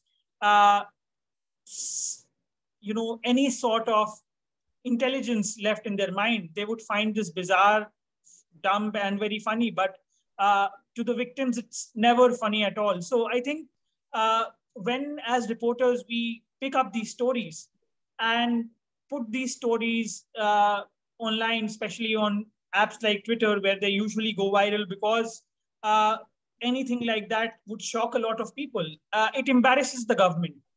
And a lot of these stories in the past have embarrassed the government. For example, the stories of the Dharam Sansad, the Bullibai stories, the stories, I think all these stories have embarrassed the government. And the reason is that they don't know how to defend something like this. It's one thing to tell your supporters, look, everybody's conspiring against us. But it's impossible to tell a civilized world that this is how we are.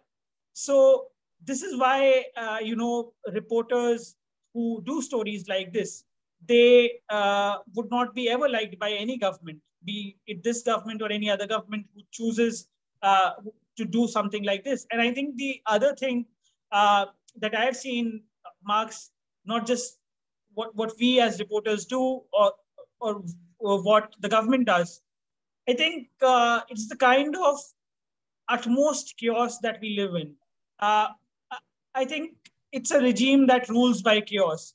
You in 2020, in 2022, when 2022 started, you saw something happening in Haridwar in Uttarakhand. Then suddenly this Karnataka controversy came up. Before this, there was this controversy in Gurugram. So apparently somebody who's covering this beat and these stories, they start thinking, oh, this is the most important story of this time. The world is going to end at this place. And suddenly the regime tells you, no, this is not it. Something is going to happen in UP. The Gyan Vyapi ghost has come out and everybody is now going to talk about it. Everybody starts talking about it. People start to write long stories, how this is happening. They try to give context. Then something else happens elsewhere. So it's a rule by, I would say, chaos. And because people do not get adequate time to even process what is happening around them. And this is where our role as journalists comes in. And I think people who stop and think about what has just happened and try to give some context to the public, that makes anybody who's creating this sort of chaos very uncomfortable. I also want to lead off on a point you just made, that is particularly, documenting hate and posting it online. For example, you are prolific at documenting a lot of issues of hate and hate speeches, which otherwise would not be looked at. We would overlook them. They would not come up in the national media, or at least in English media, and definitely never. I mean, Hindi media is also it's a whole new ball game. But the fact that you post this on Twitter, do you think, for example, before you, Bala was saying a lot of this propaganda happens on Facebook, WhatsApp. Do you think it is reaching a certain mass audience, that there was a Hindu Mahasabha, a Mahapanchayat, where say Suresh Chavanke gave an oath? Do you think it is reaching that audience, and do you think it is impacting them? I think if you see all these things, all these events, since the first event in New Delhi last year around August, where these slogans to kill Muslims were raised, I think it's definitely reaching a very large audience. That there's no question about it. But what is more importantly, what is happening here is that when these slogans were raised at Jantar Mantar, and many of us not just covered the story, but also posted the entire story online, what happened was that all these guys, they were arrested for at least 50, 60 days. This also happened in the case of the Dharam Sansad, where you saw people being arrested for 30 days, where in the case of Bajrang Muni, although he was arrested for 10 days and later let off on a bail. But you, as a journalist, when you're putting this story out and you are making the society view something that is, of course, happening in their WhatsApp, but when you put it out publicly for them to view, it puts the government into the dock. A question is raised against the government, and the government is then expected to answer that, what are you doing about it? And when something like that happens, the government is forced to do something about it. We have seen the Supreme Court in the recent past take up these issues, and even after the Supreme Court's cognizance, certain events in some states were stopped. And this also, in 2014-15, when all these senas and Vahinis, they were forming, they were of course always there, but when they were gaining muscle, especially across Western UP and other parts of Bihar, Madhya Pradesh. So what was happening was that for a very long time, people chose to, call this violence as fringe, and to deem all these organizations and the people mobilizing these men as somebody who should not be given importance. By 2021, you saw the kind of support and also the massive mobilization that all these people are capable of. So it's very difficult for somebody to say that we should ignore them. So I think by only constantly telling the people that this is happening around them, it also puts people who are very close to all these guys into a position that is very uncomfortable for them. For a Kapil Mishra to call Ayati Narsinganand a jihadi after Muhammad Zubair posted his video, I think that creates a sort of a situation in the society where people have to reflect. And many times these videos, they are so toxic that they stop the news cycle. For example, when all the videos of this Dharam Sansad, they were posted on Twitter, the mainstream media chose to not pick up on these videos for 2 or 3 days. And after everybody in the world had reacted, the Indian media picked it up and they debated, oh, hate speech is so bad, we should talk about it. So that is something that leads to a conversation that might in the future help in some sort of disincentivization, apart from, of course, documentation of what is happening around us right now. And I also wanted to ask you, particularly, for example, in Zubair's case, but we have also seen in the past how, like you spoke about Zubair's vilification because he comes from a certain religious identity, in the way, like, for example, if he covered his ears. I think it's not just, I think it's not just because of Zubair's religious identity that he was targeted, but also because of how effective he as an individual and the kind of reach that comes with a Muhammad Zubair. It's incredible because for somebody like him to tell the mainstream media, the entire mainstream media, one person telling them that this is the story that I am writing about in my tweet, and each one of you have to talk about it tonight. But I wanted to ask you, as a journalist, do you think that there is a certain pigeonholing that if you cover a certain beat, which is a very important beat now more than ever, or if you belong to a certain identity, people are automatically, there is a perception about the work that you're doing that ye to aise hi hai, isme to yahi karna hai. I wanted to ask you about that and your experience. This is something that there was this veteran editor who wrote this yes, no, yes column just a few days back on Zubair, and I think to put people into that position, it's first of all, it's not something that many of us have chosen for ourselves. It's something that you in the first place have failed for the last 30-40 years to do.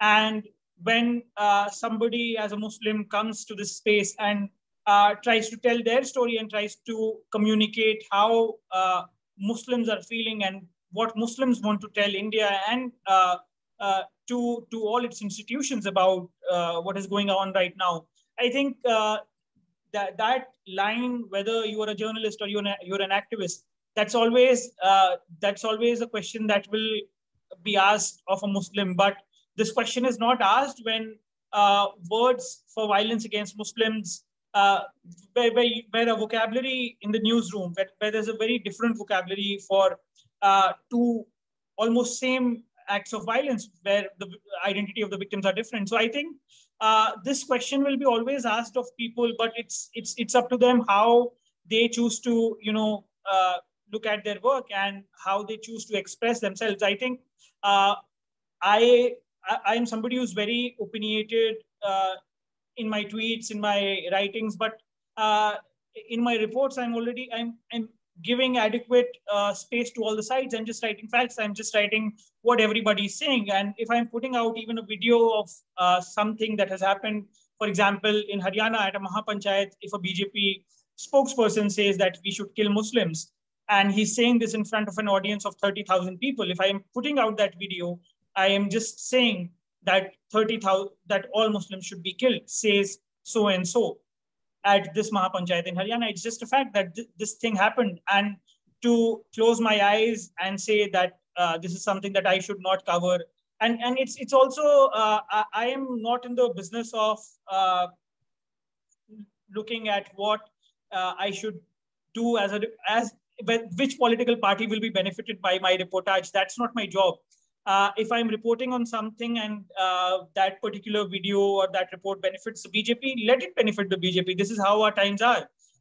My job as a reporter is not that of Prashant Kishore to decide which political party is going to win elections or not. I am not in that business. My business is just to tell what is happening around me. Okay, just one more question or point of discussion before we wrap up. In terms of your experience covering particularly hate speech and hate crimes, you have worked mainly in English media and digital media, and how would you perceive the larger media atmosphere, particularly Hindi media, be it TV media or print media, vis-a-vis digital and TV media otherwise in English? I mean, what do you think is the larger media atmosphere like when it comes to this? I think, to my mind, the atmosphere, especially if you look at certain newspapers, the largest dailies, Hindi dailies in India, if you open up these newspapers and read the stories, for example, this story recently came in one of India's most read Hindi dailies, and about somebody rescuing a Hindu girl from a love jihadi who was forcing her to drink a bottle of Thumbs Up.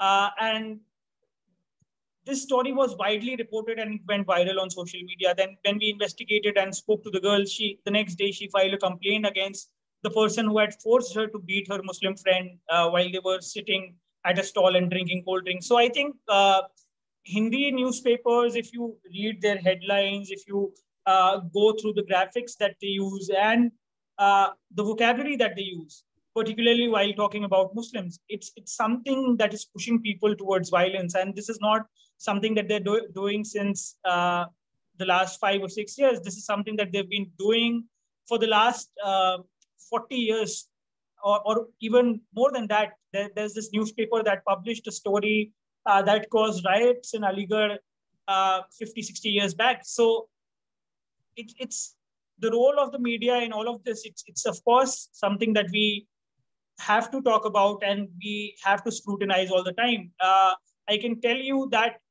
the people who celebrated Mohammad Zubair's arrest the most are actually journalists. So they are mainstream journalists, and the reason that they were so happy was because of the fact that there was someone who could challenge the facts and opinions that they were presenting for a very long time. Okay, so we are going to wrap up, but उससे पहले मैं अलीशान ने जो अभी उनके साथ जो बातचीत हुई उसको मैं हिंदी में ज़रा सा समराइज करती हूँ. तो अलीशान ने बताया कि पहले तो उन्होंने शुरुआत की जिस तरह से मोहम्मद जुबैर की गिरफ्तारी हुई, एकदम ही फ्रिवलस या मतलब कोई बिना मतलब के चार्जेस के ज़रिए उनको गिरफ्तार किया गया. जिस तरह से पुलिस प्रशासन अलग अलग स्टेट से सब एकजुट होकर उसको टारगेट करने लग गए. जिस तरह से मीडिया ने भी उनको विलिफाई किया, एक तरह से उनका कैरेक्टर असैसिनेशन जो हुआ जब उनको पुलिस लेके जा रही थी एक थाने से दूसरे थाने, उनका सर ढका हुआ था या कान ढके हुए थे, तो मीडिया ने बताया क्या इनके कान क्यों ढके हैं. ये मीडिया ने ये भी बोला क्या ये कसब के रिश्तेदार है, कसब से जुड़े हैं. तो ऐसी तरह की अफवाहें और ऐसे जो नफरती तरह के अफवाहें पैदा हुए जुबैर के खिलाफ. अलीशान ने उसके बारे में बातचीत की.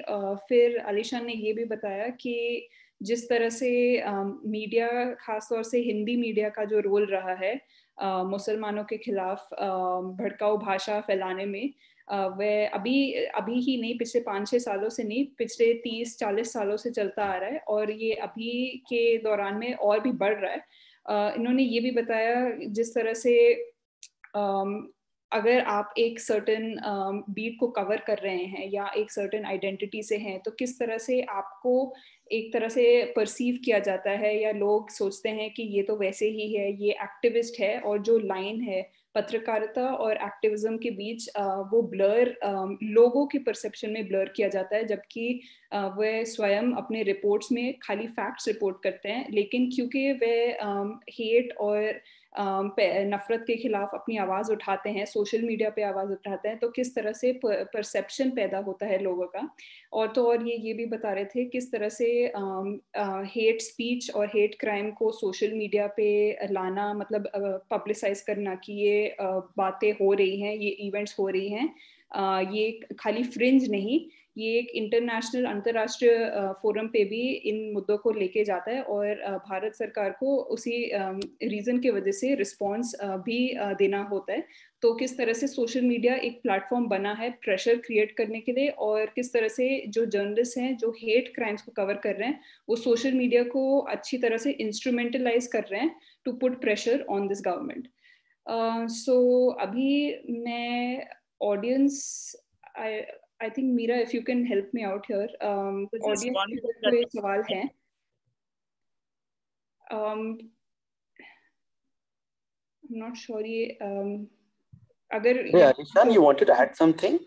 Yeah. I just wanted to add one thing, that recently after Zubair's arrest, there was this person who wrote on social media, without of course naming him, that there are journalists on both sides. On one side you have somebody like Suresh Chauhan who's spreading hatred against Muslims, and on the other side there are people who report about people like Narsinghanand or people like Bajrang Muni and things like that. So this whole idea of having a press that is very neutral, and to say that you need to have a press that equally condemns all sides, when you know that whose house is going to be mowed by the bulldozer, when you specifically know how the state and all its institutions, how the police forces are being used, how the law is being misused in many cases.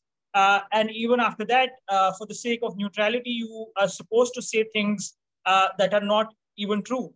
So that is something that we need to have a conversation about amongst ourselves, that in an atmosphere that is so polarized, in an atmosphere that is so, of course, so biased against one side, and in fact, that is always against one, that has reached to a point where one side has lost all sense of public dignity, where they can be simply arrested for the fact that they're praying in public. At that point of time, what kind of neutrality and what kind of public debate, when somebody says that what Nupur Sharma was saying in that debate is something that should be appreciated because we are a democracy. I think that line of argumentation and that myopic view within journalists, we need to have a conversation about that amongst ourselves. All right. एक छोटा सा summary, आलिशान ये बता रहे थे कि जिस तरह से पत्रकारों को लगता है कि निष्पक्षता बहुत ज़रूरी है, उसी तरह से आज के दौर में जब एक साइड टारगेट हुआ जा रहा है और एक साइड दूसरे को बहुत ओवर्टली खुलेआम विलिफाई किया जा रहा है, तो क्या इस टाइम में कोई निष्पक्ष हो सकता है? क्या पत्रकारिता सच्ची में निष्पक्ष हो सकती है? वे इस पे बातचीत कर रहे थे और ये भी पूछ रहे थे कि जो जर्नलिस्ट हैं उन्होंने आपस में इस पे डिस्कशन ठीक से किया नहीं है और करना चाहिए कि क्या जर्नलिज्म निष्पक्ष हो सकती है या नहीं, खास तौर से इस टाइम में, इस दौर में जब हम देख रहे हैं किस तरह से एक समुदाय को टारगेट किया जा रहा है। अभी मैं, अगर कोई क्वेश्चंस है मैं ओपन अप करना चाहूँगी, अगर ऑडियंस के कोई सवाल हैं। I am not sure questions है कहाँ, chat box में I think I've also not seen any questions in the chat box, but if anyone wants to unmute and briefly make a comment, I think they can. Right. Yeah, else we move to the speaker. So let's just wait for 30 seconds. There is one question, interesting question. I mean, not interesting, but should I? Sorry. Yeah, I've not been able to scroll up. this is for everyone, I think all the panelists. How is this different from Ketki Chitale? I think this he's referring to the arrest of Zubair. How is this different from Ketki Chitale? If anybody wants to take this up.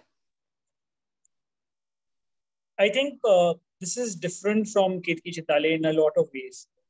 Firstly, Ketki Chitale's case, it's basically a vindictive government just going after a citizen who wrote something on social media. If you want to compare Ketki Chitale's case, it's more comparable to the Facebook post of Professor Ratan Lal. However, Zubair's case is very different because the reason that they went after Zubair is not because he wrote something that offended somebody in power.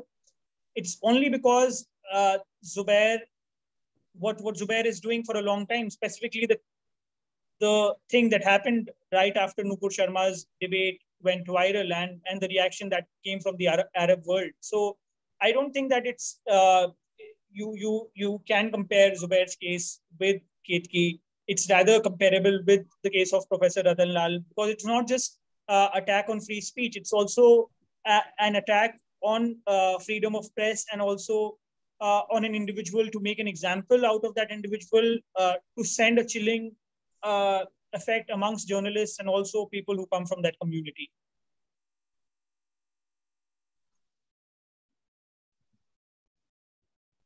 Does anybody else have any questions or comments? Hi, this is Suresh. I have a quick question. Or if any of the panelists want to... Hi, can you guys hear me? Yeah. Yeah, I have a quick question. So I think several journalists already spoke about the vindictive and very sort of scary circumstances under which they are reporting. Is there any effort to bring all the journalists together in sort of one collaborative platform where they can not only collaborate on stories like Reporters Collective is doing, Nitin Sethi's, but also act as a sort of community where they can reach out to for any sort of moral help or financial help or any other kind of legal help? Is there any plan for such a forum or a community or an organization at a pan-India level? If anybody wants to go ahead, I mean, multiple people can talk, whoever wants to go ahead. So I think, there's already one recent collective which was formed. It's for, apart from other things, including, this is primarily all the digital websites, like, via News Laundry or any other. So it's called DigiPub. So there's one such collective. So DigiPub was also the first very, of course, everyone, spoke out against the harassment of Zubair. So there is such collective where, the digital media is also, suffers from this problem of it is not really acknowledged as media and such, because we don't have, accreditation cards yet. We are not acknowledged as, journalists in that sense. So there was a need for, having such a collective, and so this is something in a very what you call base level. There's one such collective, and I'm sure all the members have have a good rapport with each other. But I can as an employee of Newsprint, I can tell for sure that we collaborate with the Wire sometimes. In the sense, whatever original work we do, which Wire thinks that it is essential for them also to promote it, they often give bylines for they republish in their website as well. Right. Does anybody else have something to add to that? Yeah, I would like to add that. Yeah, right. Like I don't know who asked the questions. I missed that. So yeah, such a platform as such isn't there as far as my knowledge goes. It's even more difficult for freelancers. given you are subjected to online violence, or it's very common these days you get slapped with cases. So the economic cost and the physical harassment of it is one thing that keeps reporters from covering many issues, practically speaking, many issues at times, many a times, especially from small districts, people who cannot afford to have some cases on themselves, who barely earn, they earn probably some very meager amount of money. Sorry. Could you come closer to the microphone? Yeah, can you hear me now? Yeah. No, I think her voice is quite good. Asghar ke yahan sunai nahi de rahe. Acha. Yeah, hi. So I was saying, I don't think such one umbrella or a platform is there, especially for freelance journalists. It's very difficult for, I can say someone who has been a freelancer journalist and worked for organizations, both in print and, web. Web, I would say, the recent organizations probably are more, more proactive in standing by the reporters than the print mediums and the electronic mediums. But for freelancers, it is most difficult. There are people who hardly, especially in small districts and small towns, who hardly earn at all, whose payments are always delayed or something like, something or the other. And in such cases, to have a case against them, or, which is very usual these days, a case against them, or, online threat or anything as such, you don't get any help. You don't get any moral support. You don't get any administrative support. Like, you can't take a complaint, and, if you are getting threatened on online media by some, let's say right-wing, any organization or a person of inclination or whatever, I don't think you get local administration support as well. So I think, yeah, it comes across as a deterrent, from what I have seen. It stops people, practically speaking, from covering a lot. People have started to think twice, or, things like that. It is a huge thing. Not many people can afford to have a case slapped on them, or, the physical harassment that comes with it. To travel to another city, then it's worse. So, yeah. I have a sort of related question, but Meera, should I ask a question, or should we leave it to the audience? नहीं, I was just thinking, Asghar भाई भी एक बार अगर unmute करके कुछ कहना चाहेंगे? हाँ. असगर, आप है? Hello. I think. Hello. Hello. जी. मैं 2-3 बात कहना चाह रहा हूँ। जो साथी बोल रहे थे उनसे कुछ बातें याद आई। देखिए, एक क्या है कि जितने भी मीडिया ऑर्गेनाइजेशन है, मैं झारखंड के संदर्भ में कह रहा हूँ, हालांकि ये चीज दूसरे राज्यों में और नेशनल लेवल पे भी आप देखिएगा, वो ये है कि मुस्लिम्स रिपोर्टर्स नहीं है। मतलब झारखंड में जो अखबार हैं, जब इन अखबारों पे एक बार मैंने प्लान किया कि मैं इन अखबारों के बारे में रिपोर्ट करता हूं कि यहाँ कितने मुस्लिम जर्नलिस्ट हैं।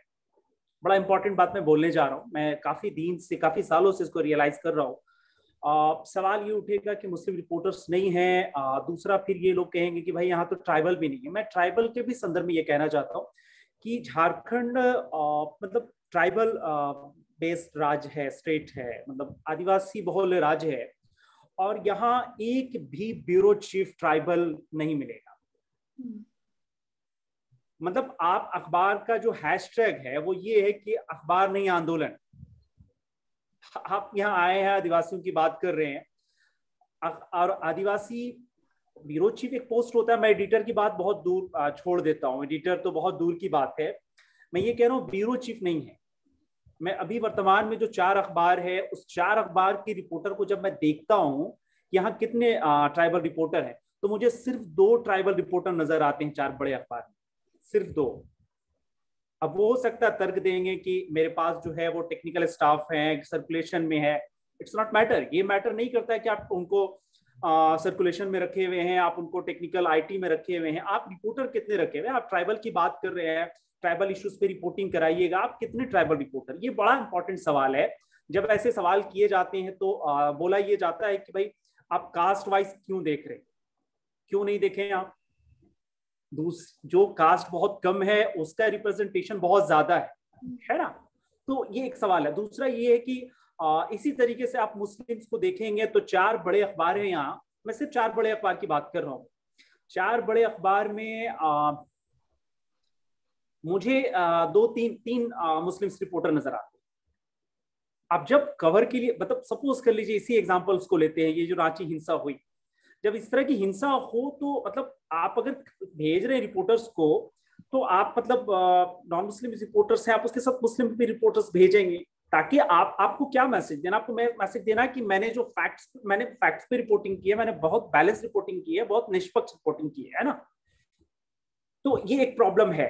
और एक बड़ा इंपॉर्टेंट बात ये बोल रहा हूँ कि एक ट्रेंड क्या है कि अगर आप मुस्लिम इश्यूज पे लिख रहे हैं, ये मैंने देखा है, कुछ मेरे जर्नलिस्ट साथी भी मुझे ये बात उन्होंने भी कहा है कि जब आप मुस्लिम इश्यूज पे लिख रहे हैं तो आपको टैग कर दिया जाता है कि आप धार्मिक, आप मतलब इवन ऐसा भी कहा जाता है कि आप कम्युनल हैं, आप खाली मुस्लिम इश्यूज पे लिखते हैं। एक पत्रकार ने तो मुझे कहा, वो मेरे अच्छे वेल विशर है, जब मेरी उनसे किसी टॉपिक पे बहुत तार्किक बहस होने लगी, बातचीत होने लगी, तो वो मुझे ऐसे रिप्रेजेंट करते हैं, ऐसे आइडेंटिफाई करते हैं कि यार तुम किस इश्यू पे लिखते हो पता है ना, ऐसे वो कहते हैं।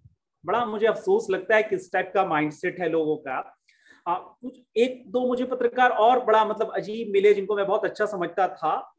अच्छा से मुराद ये कि अभी भी मतलब मैं उनको न्यूट्रल माइंड समझता था, अच्छे वो हैं। अगर मान लिया वो उनका माइंड न्यूट्रल नहीं है तो आप ये नहीं कह सकते कि वो अच्छे नहीं है, हो सकता है व्यवहार से बहुत अच्छे हो, लेकिन उन्होंने बातचीत में एक बात कही कि भाई मैक्सिमम, मतलब मैक्सिमम नहीं, वो ये कह रहे थे कि सारे मुस्लिम्स कम्युनल हो चुके। तो अगर वो ये बात कहते कि कंपैरेटिवली जो है मतलब झारखंड में मतलब हिंदुस्तान में हिंदू मुस्लिम जो है वो अधिकांश हिंदू मुस्लिम कम्युनल हो चुके हैं, मतलब तो चलिए ठीक था। वो मतलब इसको तुलनात्मक ये कह रहे हैं कि हिंदू समाज नहीं मुस्लिम समाज कम्युनल हो चुका है, और उनका जो पैरामीटर है वो पैरामीटर ये है कि वैक्सीन नहीं ले रहा है मुस्लिम। वो ये कहते हैं कि मुस्लिम्स वैक्सीन नहीं ले रहा है, इस कारण जो है वो उन्होंने ये बात रखी कि मुस्लिम्स कम्युनल है, चूंकि वो प्राइम मिनिस्टर के पूरे एरा में बना हुआ है, वो वैक्सीन इसलिए नहीं ले रहा, वो कम्युनल है। तो मतलब एक चीज जो मैंने बहुत ही 3-4 साल में नोटिस किया है झारखंड के संदर्भ में, कि पत्रकारों में भी मतलब एक तबका है जो कम्युनल हो चुका है, और उसकी रिपोर्टिंग से, उसकी कन्वर्सेशन से, उसकी एक्टिविटी से, उसकी पोस्ट से, मतलब वो बहुत मुखर होकर के आप मुस्लिम इश्यूज पे या किसी इश्यूज पे उसकी कम्युनलिज्म जो है वो झलक जाती। और जब कोई मतलब वो एक स्टैंड ऐसा ले रहा है जिससे कि पता चल रहा है कि वो बायस्ड है, वो जर्नलिस्ट जो है मतलब बहुत बड़े पैमाने पे बायस्ड हो गया है, और एक समुदाय को लेकर के उसका ज़हन जो है वो बहुत सांप्रदायिक हो गया है। ऐसा भी देखा जाता है। जब आप ऐसी चीज को कोट कर देते हैं या ऐसी चीज पे उसको टोक देते हैं तो वो माइंड कर लेते हैं, और फिर जो है आपके बारे में वो लोगों को मतलब दिग्भ्रमित करने लगते हैं कि ये इस टाइप का रिपोर्टर्स है। ये मैंने झारखंड में देखा है, मतलब 1-2 साल में तो बहुत ही देखा। जैसे मैंने एक रिपोर्ट्स की थी कि 4 बड़े अखबार ने मतलब न थूकने वाले हैं ना जिन पर थूका गया, लेकिन 4 बड़े अखबार ने फर्जी खबर छापी, तो उसको लेकर के मुझे रिपोर्ट्स पे ही मेरे जो मतलब पोस्ट जो मैंने किया उस पे लोग मुझे ट्रोल करने लगे। मतलब ऐसा लगा कि उनकी पूरी कैंपेनिंग चल रही है और वो ट्रोल करने लगे। मैं सबको जवाब देना बहुत मुश्किल था, लेकिन वैसे लोग भी जो फैक्ट्स जान रहे हैं, जो तथ्य जान रहे हैं, वो भी मुझे आकर के ट्रोल करते हैं। तो थोड़ा सा लगता है कि भाई ये आदमी तो कम से कम ऐसा कह रहा था, और जबकि फेसबुक पर आकर के वो मुझे भी मतलब ट्रोल कर रहा है, एक जमात के साथ ये बता रहा है कि इसने गलत रिपोर्टिंग की है। तो ऐसे भी लोग हैं जो जिनका चेहरा बहुत पहचानना बहुत मुश्किल हो जा रहा है। बातचीत में वो कुछ और रहते हैं, लेकिन जो उनकी एक्टिविटी होती है जर्नलिज्म में, जो रिपोर्टिंग्स होती है, वो कुछ और होती है।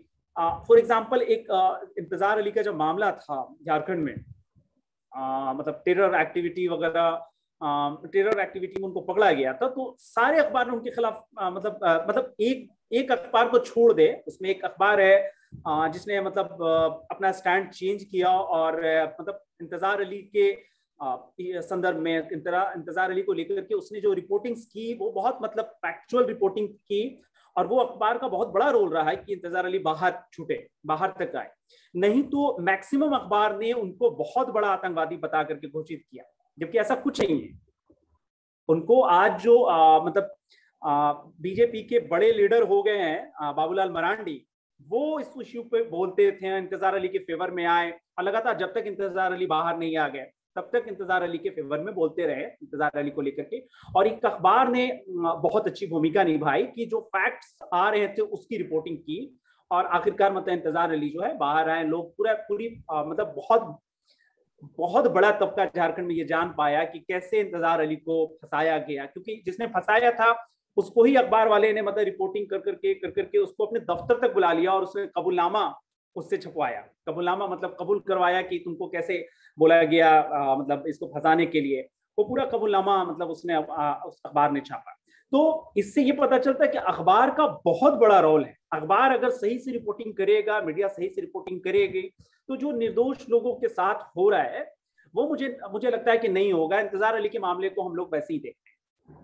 अच्छा, आप लोग जितना डिस्कशन हो रहा है उसमें जुबैर, मैं ये कहता हूं कि जुबैर को जिस तरह से सपोर्ट मिला, क्या ऐसा सपोर्ट जो और राज्यों में जो डिस्ट्रिक्ट लेवल पे रिपोर्टिंग करते हैं उनको मिलता है? उनको तो कोई जान भी नहीं पाता है। वो तो कई दिनों के बाद मतलब इतना प्रताड़ित किए जाते हैं प्रशासन की तरफ से कि वो जिंदा है या नहीं है, क्योंकि उनके साथ ऑर्गेनाइजेशन भी नहीं खड़ा रहता है। स्टिंगर के तौर पर वो काम करते हैं, ऑर्गेनाइजेशन भी नहीं रहता उनके साथ खड़ा, और ना उनके साथ कोई लीगल सपोर्ट होता है, और ना ही स्टेट पे कोई ऐसा ऑर्गेनाइजेशन है जर्नलिस्ट का जो उसको सपोर्ट करे। वो उन्हीं लोगों को सपोर्ट, मतलब स्टेट लेवल पे भी उन्हीं लोगों को सपोर्ट किया जाता है जो एस्टैब्लिश हैं, जो संस्थान में काम कर रहे हैं, जो वहाँ के स्टाफर है। अदरवाइज किसी के साथ मतलब इस तरह का सपोर्ट नहीं होता है। जिस तरह से आज नेशनल लेवल पे डिबेट हो रहा है, उससे पहले भी यूपी में आप देखिए, मध्य प्रदेश में देखिए, झारखंड में भी ऐसे बहुत सारे केसेस हैं जो मतलब पत्रकारों की गिरफ्तारियां हुई है, प्रशासन के मतलब खास करके एडमिनिस्ट्रेशन को लेकर के जो उन लोगों ने रिपोर्टिंग की है। मैं ये नहीं कहता हूँ क्योंकि सारी रिपोर्टिंग जो है मतलब अच्छी रही है, ठीक रही है, फैक्चुअल रिपोर्टिंग रही है, उस पर सवाल नहीं उठा सकते, उठ सकते हैं। बहुत सारे आजकल रिपोर्ट्स तो एक प्रोपेगेंडा के तहत भी हो रहे हैं ना, लेकिन बहुत सारी ऐसी रिपोर्ट्स है जो सरकार के कामकाज को लेकर के जो सवाल उठाते हैं, तो सरकार का जो दमनकारी नीति है उसको उनको सहना पड़ता है, उनको कोई सपोर्ट नहीं मिलता है। इवन ऐसा है कि जो जर्नलिस्ट का ऑर्गेनाइजेशन होता है स्टेट लेवल पे, वो भी उनका हाल चाल नहीं लेता है, लीगल सपोर्ट कर दे। आज जिस तरह से जुबैर को सपोर्ट मिल रही है, और मतलब आप देखिए कितने बड़े बड़े लोग उनको लेकर के ट्वीट करते, मतलब मैं ये नहीं कहता हूँ कि उस लेवल का काम कर रहे हैं, लेकिन आप डिस्ट्रिक्ट लेवल के जो रिपोर्टर होते हैं उनका संघर्ष ज्यादा है, उनका स्ट्रगल ज्यादा है। उनको तो मतलब कोई जानता भी नहीं है। वो तो एक तो मतलब है कि अपने एरिया में रिपोर्टिंग जो करना है उनके लिए वो बहुत टफ है, क्योंकि ऑर्गेनाइजेशन सपोर्ट नहीं है उनको। वो कई बार स्टिंगर के तौर पे काम कर रहे हैं, वो रिपोर्ट वाइज पैसा मिलता है उनको। इसी तरह का स्ट्रगल फ्रीलांसर के साथ भी है ना। वो फ्रीलांसर जो स्टेट में काम करते हैं, दिल्ली में काम करने वाले फ्रीलांसर जर्नलिस्ट तो कमोबेश मतलब उनके साथ है, मतलब उनको लोग जानते हैं, लेकिन जो स्टेट में काम कर रहे हैं उनको कितने लोग जानते हैं? तो ये एक है जो मतलब उस पर लोगों का ध्यान नहीं जाता है, मतलब उन्हीं पे ध्यान जाता है। जैसे मतलब आप उनको देखिए, चूंकि वो दिल्ली में अरेस्टिंग हुई उनकी, इसीलिए इतने लोग उनके बारे में चर्चा भी करते हैं कप्पन के बारे में। अगर वही जिस स्टेट से वो आते हैं वहां अरेस्ट होती तो लोग नहीं जानता अपना। यही कहना था। ओके, अभी हम रैप अप करना चाहेंगे एंड मैं सभी पैनलिस्ट से एक मिनट का लास्ट कमेंट अगर कोई दे सकता है, if anybody wants to start. अगर असगर जी आप स्टार्ट करना चाहेंगे या कोई भी मतलब पार्टिंग कमेंट्स, बस छोटा सा एक comment. I would just want to add to Asghar's last comment. I think there will always be this kind of disparity between journalists who report at the national level and who have that kind of following and reach of Zubair, and with compared to freelancers who come from states like Jharkhand, Chhattisgarh, and other places, and that will always be there. And even if you see in the case of Kashmir, where you see journalists like Shahid Tantre, Fahad Shah, and so many others, the case of Asif Sultan, who's in jail for I don't know how many days, for like 1,000 days. So I think So I think that kind of disparity will always be there. But irrespective of that, what we need right now, and what we need right now is a larger kind of a coalition between journalists, where we create a space where everybody is free to write and speak. And and this is an important point, since I think if journalists who are more vulnerable, if they are safe, each one of us is safe. If people continue to ignore what is happening to journalists from states, from northeastern states, or from Jharkhand, or from Kashmir, I don't think that the kind of privilege that people in Delhi or other big cities enjoy, that will remain for a long time. And this applies to everything, not just journalism. This also applies to what is happening to maybe Muslims right now. Will be after a time, that will happen to everybody else. So it's always important to protect the most vulnerable in the community, and that's why we need to stand up for freelancers right now. Right. So I absolutely agree with what Asghar and Alishan said. I would just like to add, as somebody who started, journalism career before 2014, I would say, it's absolutely different.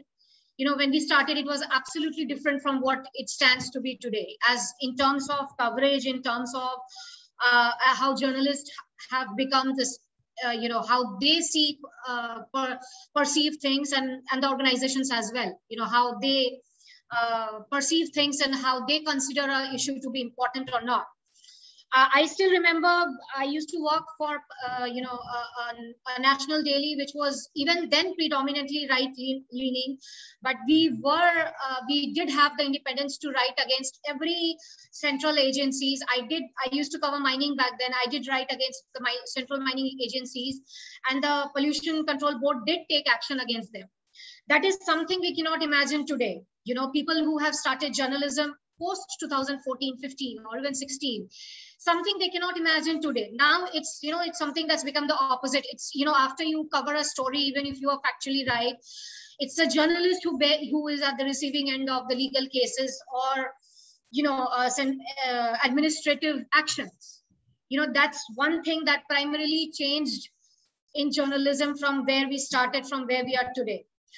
Secondly, I would say the disparity that both of them spoke, between the local journalists, the freelancers, and the mainstream journalists, the social media hotshots who are sitting in Delhi and Mumbai and big cities. I think that has increased over the time with the advent and the popularity of social media. And, the social media doesn't help in that case. I have seen so many times, I would say, put a very practical situation, so many times when a piece of information is picked on social media by social media, big time journalists sitting in big cities. And that information gets circulated and, becomes, taken on a mainstream or national level only after a big name tweets it or brings it on Facebook and all that. So, like I said before, it is actually a vicious circle. While we also need these issues to come up, as much, to be highlighted as much as possible, but we also need to see that who are these people who brought these issues up front, on the surface first. Those are the people who cannot be neglected. Those are the people who bear the brunt of bringing this news out the most. You know what I'm saying? And they do not receive any help from anyone whatsoever. Sometimes not even their, their pay on time. That's what I would want to add.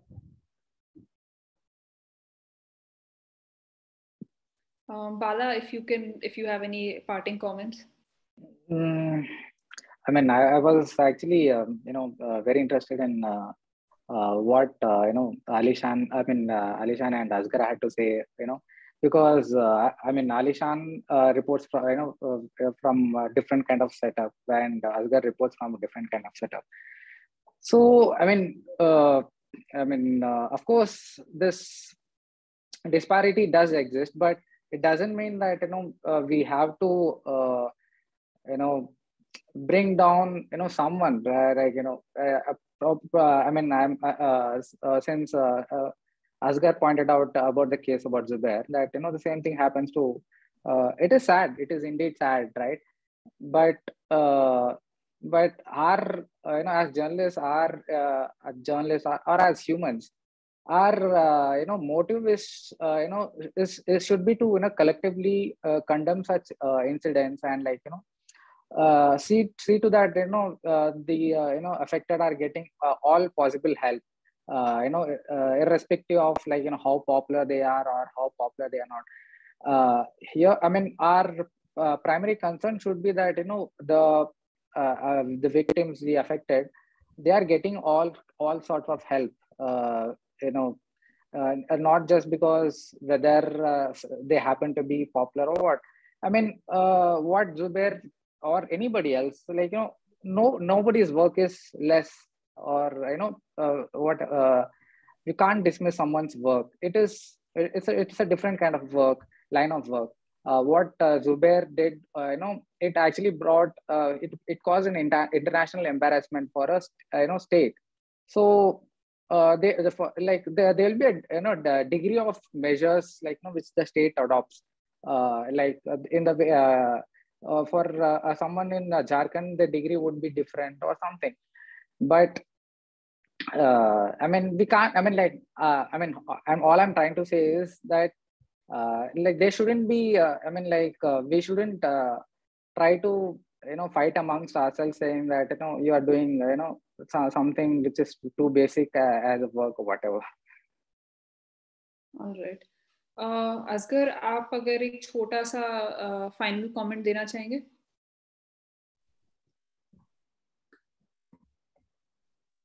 पता नहीं मुझे ये comment करना चाहिए कि नहीं करना चाहिए।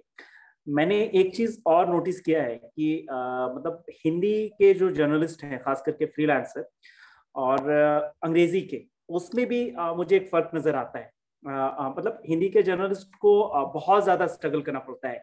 इवन ऐसा है कि किसी रिपोर्ट्स, अभी मैं एक रिपोर्ट्स पे काम कर रहा हूँ, तो उस रिपोर्ट के सिलसिले में मुझे जो मतलब आईपीएस ऑफिसर हैं, मतलब जो झारखंड का पुलिस महकमा है, उसको लेकर के बहुत मुश्किल से उनसे कांटेक्ट होता है। उसके बाद जब उनसे बातचीत करते हैं, क्वेश्चंस जैसे उनको बताते हैं, वो इग्नोर करने लगते हैं कि मैं बिजी हूँ, बाद में बात करूंगा, आप भेज दीजिए, क्वेश्चंस भेज दीजिए, मैं जवाब दे दूंगा।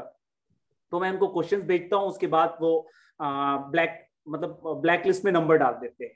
एक मतलब मैंने ये देखा है कि ऐसा दिक्कत जो है सिर्फ हिंदी के जर्नलिस्ट को नोटिस मतलब करना पड़ता है।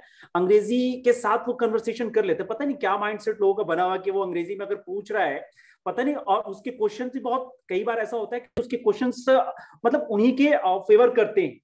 और फ्रीलांसर जो हिंदी के जर्नलिस्ट होते हैं, वो जो स्टोरी कर रहे हैं उस स्टोरी के संदर्भ में क्वेश्चन पूछते हैं, तो वो उनको इग्नोर करता है। और यहाँ का जो मेन स्ट्रीम मीडिया है हिंदी का, उसके जो रिपोर्टर्स है उसको वो एंटरटेन करता है, क्योंकि इसलिए करता है कि यहाँ के जो मतलब जो पॉलिटिकल लीडर्स हैं, मिनिस्टर्स हैं, वो लोग अखबार पढ़ते हैं, इसलिए मजबूरी होती है। लेकिन फ्रीलांसर अंग्रेजी का अगर उनसे सवाल करता है, पूछता है, तो वो एंटरटेन करते हैं। हिंदी के लोगों को ज्यादा मतलब स्ट्रगल करना पड़ता है। तो ये भी एक डिस्क्रिमिनेशन है हिंदी के जर्नलिस्ट और अंग्रेजी के जर्नलिस्ट के साथ। और ये अदर वे में नहीं लेना है, जितने मेरे साथी हैं यहाँ, लेकिन ये चीज को मतलब लगातार इस चीज का एहसास होता है आपकी रिपोर्ट्स में भी। हालांकि बहुत सारी ऐसी रिपोर्ट्स होती है जो उसको पढ़ने के बाद लगता है कि बहुत डिटेल इंफॉर्मेशन नहीं है। हिंदी की रिपोर्ट्स बहुत सारी ऐसी होती है जो बहुत डिटेल इंफॉर्मेशन होता है, लेकिन बावजूद इसके वो चूंकि हिंदी में होती है, इसीलिए अंग्रेजी में बहुत डिटेल रिपोर्ट नहीं है। उसी वैसे ही रिपोर्ट अगर बहुत डिटेल नहीं है तो उसको ज्यादा तरजीह, उसको मतलब ज्यादा मतलब लोग जान पाते हैं। तो ये भी एक एहसास कमतरी होती है हिंदी के जर्नलिस्ट के साथ, खास करके फ्रीलांसर के साथ। I think people writing in Hindi and also in regional languages, they're paid also less compared to people writing in English. So that's a valid, that's something that I have seen happening at many progressive organizations. But I also have a slight disagreement with what you said. I think it sometimes it depends on the story. I mean, just yesterday I was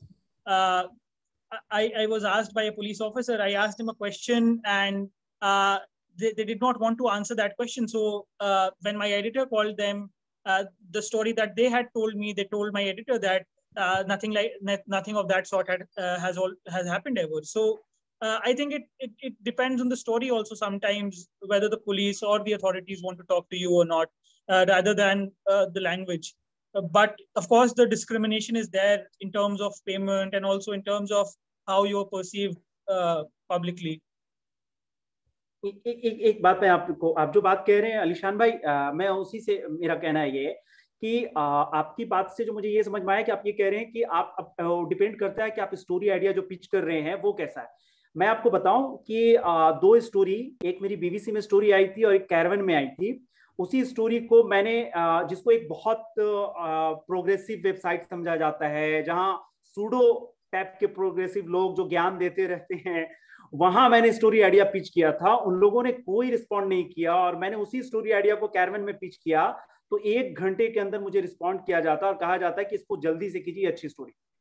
तो ऐसा नहीं है, मतलब कि आप story पर depend करता है कि आप पिच कर रहे हैं। ये डिस्क्रिमिनेशन है, कोई ऑर्गेनाइजेशन उसको ज्यादा रिफ्लेक्ट कराता है, कोई ऑर्गेनाइजेशन नहीं कराता है। अंग्रेजी का भी बहुत सारा ऑर्गेनाइजेशन है जो इस चीज का एहसास नहीं कराता, लेकिन कुछ कराते हैं। नहीं असगर भाई, मैं कुछ और कह रहा था। मैं कह रहा था कि अगर आप पुलिस वाले से बात कर रहे होते हैं या फिर आप किसी ऑफिशियल से बात कर रहे होते हैं, तो इस बात से ज्यादा कि आप किस भाषा में बात कर रहे हैं, बात इस चीज पर आकर अटक जाती है कि वो क्वेश्चन उसको या वो सवाल उनको कितना अनकंफर्टेबल कर रहा है। अगर वो सवाल उनको बहुत ज्यादा अनकंफर्टेबल कर रहा है तो मेरे हिसाब से लैंग्वेज से ज्यादा वो सवाल स्टेट के लिए क्या कॉन्सिक्वेंसेस लेगा उनके जवाब के बाद, ये मैटर करता है। That is what I said. हाँ, ये बात है, ये बात भी है, ये मैटर है यहाँ। आई थिंक हमें यहाँ पे कंक्लूड करना चाहिए। Right Asgar ji, I think नहीं हम इसी पे कंक्लूड करना चाहेंगे। मतलब आपने जो पॉइंट्स रेज किए वो भी काफी इम्पोर्टेंट थे, बट आई थिंक हमारा टाइम समाप्त हो गया, तो इसी बात पे कंक्लूड करना चाहेंगे। एंड मैं सभी पैनलिस्ट को थैंक यू कहना चाहूँगी for giving your time, specially considering I mean Saturday evening आप लोगों ने 2-3 घंटे निकाले। And I want to tell all the audience that you can watch this session as well as all the other sessions of Yuva Samvad on social media, that is on the NAPM India page, as well as on the WordPress website, jiska link Meera I think chat box mein dalegi. And please watch out for our upcoming sessions as well. अगले हफ्ते एक और session होगा इसी topic पे, and एक और set of journalist बुलाए जाएंगे who will share their experiences on this issue. So thanks to everybody for their time. And yeah, I just wanted to conclude by saying that a lot of important points were raised. So I'll just give a quick summary of those points, starting off from Asghar, who specifically spoke about his experiences working in Jharkhand and how there is a gap. He has sensed and felt that gap between vernacular and Hindi media vis-a-vis English media, and the perceptions of somebody who works on the ground in vernacular and Hindi media versus English media. As well as when it comes to issues of anti-Muslim violence, communalism, forest rights of tribals, how media has covered those and what he has seen, particularly in media in Jharkhand and Hindi and vernacular media. We also talked about the experiences of journalists working in regional media, for example, Damayantee working in Gujarat, and how Gujarat's political climate has been extremely polarized, extremely anti-Muslim for a long time, and how she as a journalist has seen, while covering issues of hate, communalism, casteism, and issues pertaining to the rights of tribals, how the media in Gujarat has played a role catering to a very majoritarian sentiment and catering to TRPs. Bala also talked about the role of social media, particularly Facebook and WhatsApp, and in his experience while covering the issue, Meera has linked his story in the chat box, how social media, particularly WhatsApp, has played a huge role in terms of spreading hate and spreading communal sentiments. He also talked about how in neighboring Andhra Pradesh, the perceptions of people towards the chief minister purely because of his religious identity are framed a certain way, and even the coverage of issues or policies, or for example, an issue such as conversions, rather the falsification or pushing an agenda by the media has been set forth because the chief minister comes from a certain religious identity. And Alishan spoke of, in extension to the topic, how the media has covered, for example, Zubair's case, and how on a larger sense it covers issues of hate crimes, or rather doesn't cover issues of hate crimes. He also talked about how it is imperative to bring these issues out on social media, and the work that they're doing puts a pressure on the Indian government at an international platform. And he also talked about the larger question of so-called neutrality in today's day and age. Does it even hold anymore? And whether journalists are willing to have a conversation on what it means to be quote unquote neutral in today's day and age. I think that's about it. So thanks again. And I hand it over to Meera. If there's anything else, she will also post the links for the same, so you can catch them in the chat box. Thank you so much, guys. Yeah, the blog link is in the chat, and it is on our Facebook page. Just to thank all of you once again, Sabah has done that, but also to thank Sabah, who's moderated this session, and thanks, of course, Damayantee, Bala, Alishan, and Asghar. I just wanted to say that, of course, there are so many layers when we begin to discuss all of these issues, and there is a lot of, I think, sorry, Upendra bhai, kuch kehna? Upendra bhai, boliye. I'll then end. Upendra bhai Rajasthan se hai. आप बोल रहे हैं कुछ?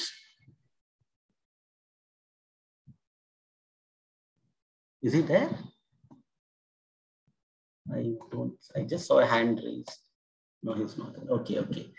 So thanks, of course, to. पे तो है नहीं, participants में नहीं.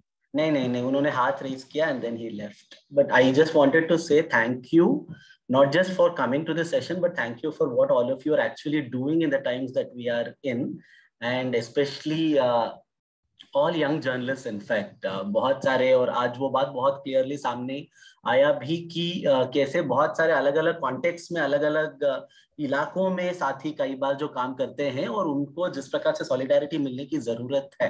And solidarity is always, I think of it is not versus solidarity for someone versus solidarity for someone else.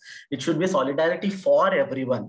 तो वो वाला, वो सॉलिडारिटी का जो दायरा हम कैसे बढ़ाए, जिनको नहीं उतना मिल पा रहा है उनको भी कैसे वो सपोर्ट मिल पाए उनके काम के लिए, उनके स्ट्रगल के लिए, उस दिशा में हमें चर्चा भी ले जाना है और काम भी उस दिशा में और बहुत करने की जरूरत है. And I think all of you as truth bearers in the current challenging times are really doing a great job. We hope to listen to some more of the same fraternity next week. Sumedha from the Wire would be moderating that session, and there will be a couple of other young journalists from other states. So please do join the session next week as well. Zindabad to all of you for all your efforts, and we hope you all are safe. Your safety, your well-being is also, I think, our collective responsibility, because as truth bearers, what you are doing is what all of us as citizens, in fact, should be supporting. So in solidarity with all that you are working on, writing, etc. So Zindabad to all of you. See you next week. Thank you, everyone.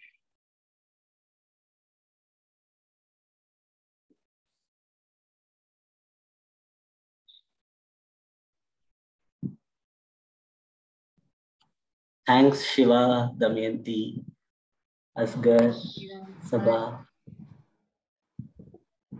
Alishan, Bala.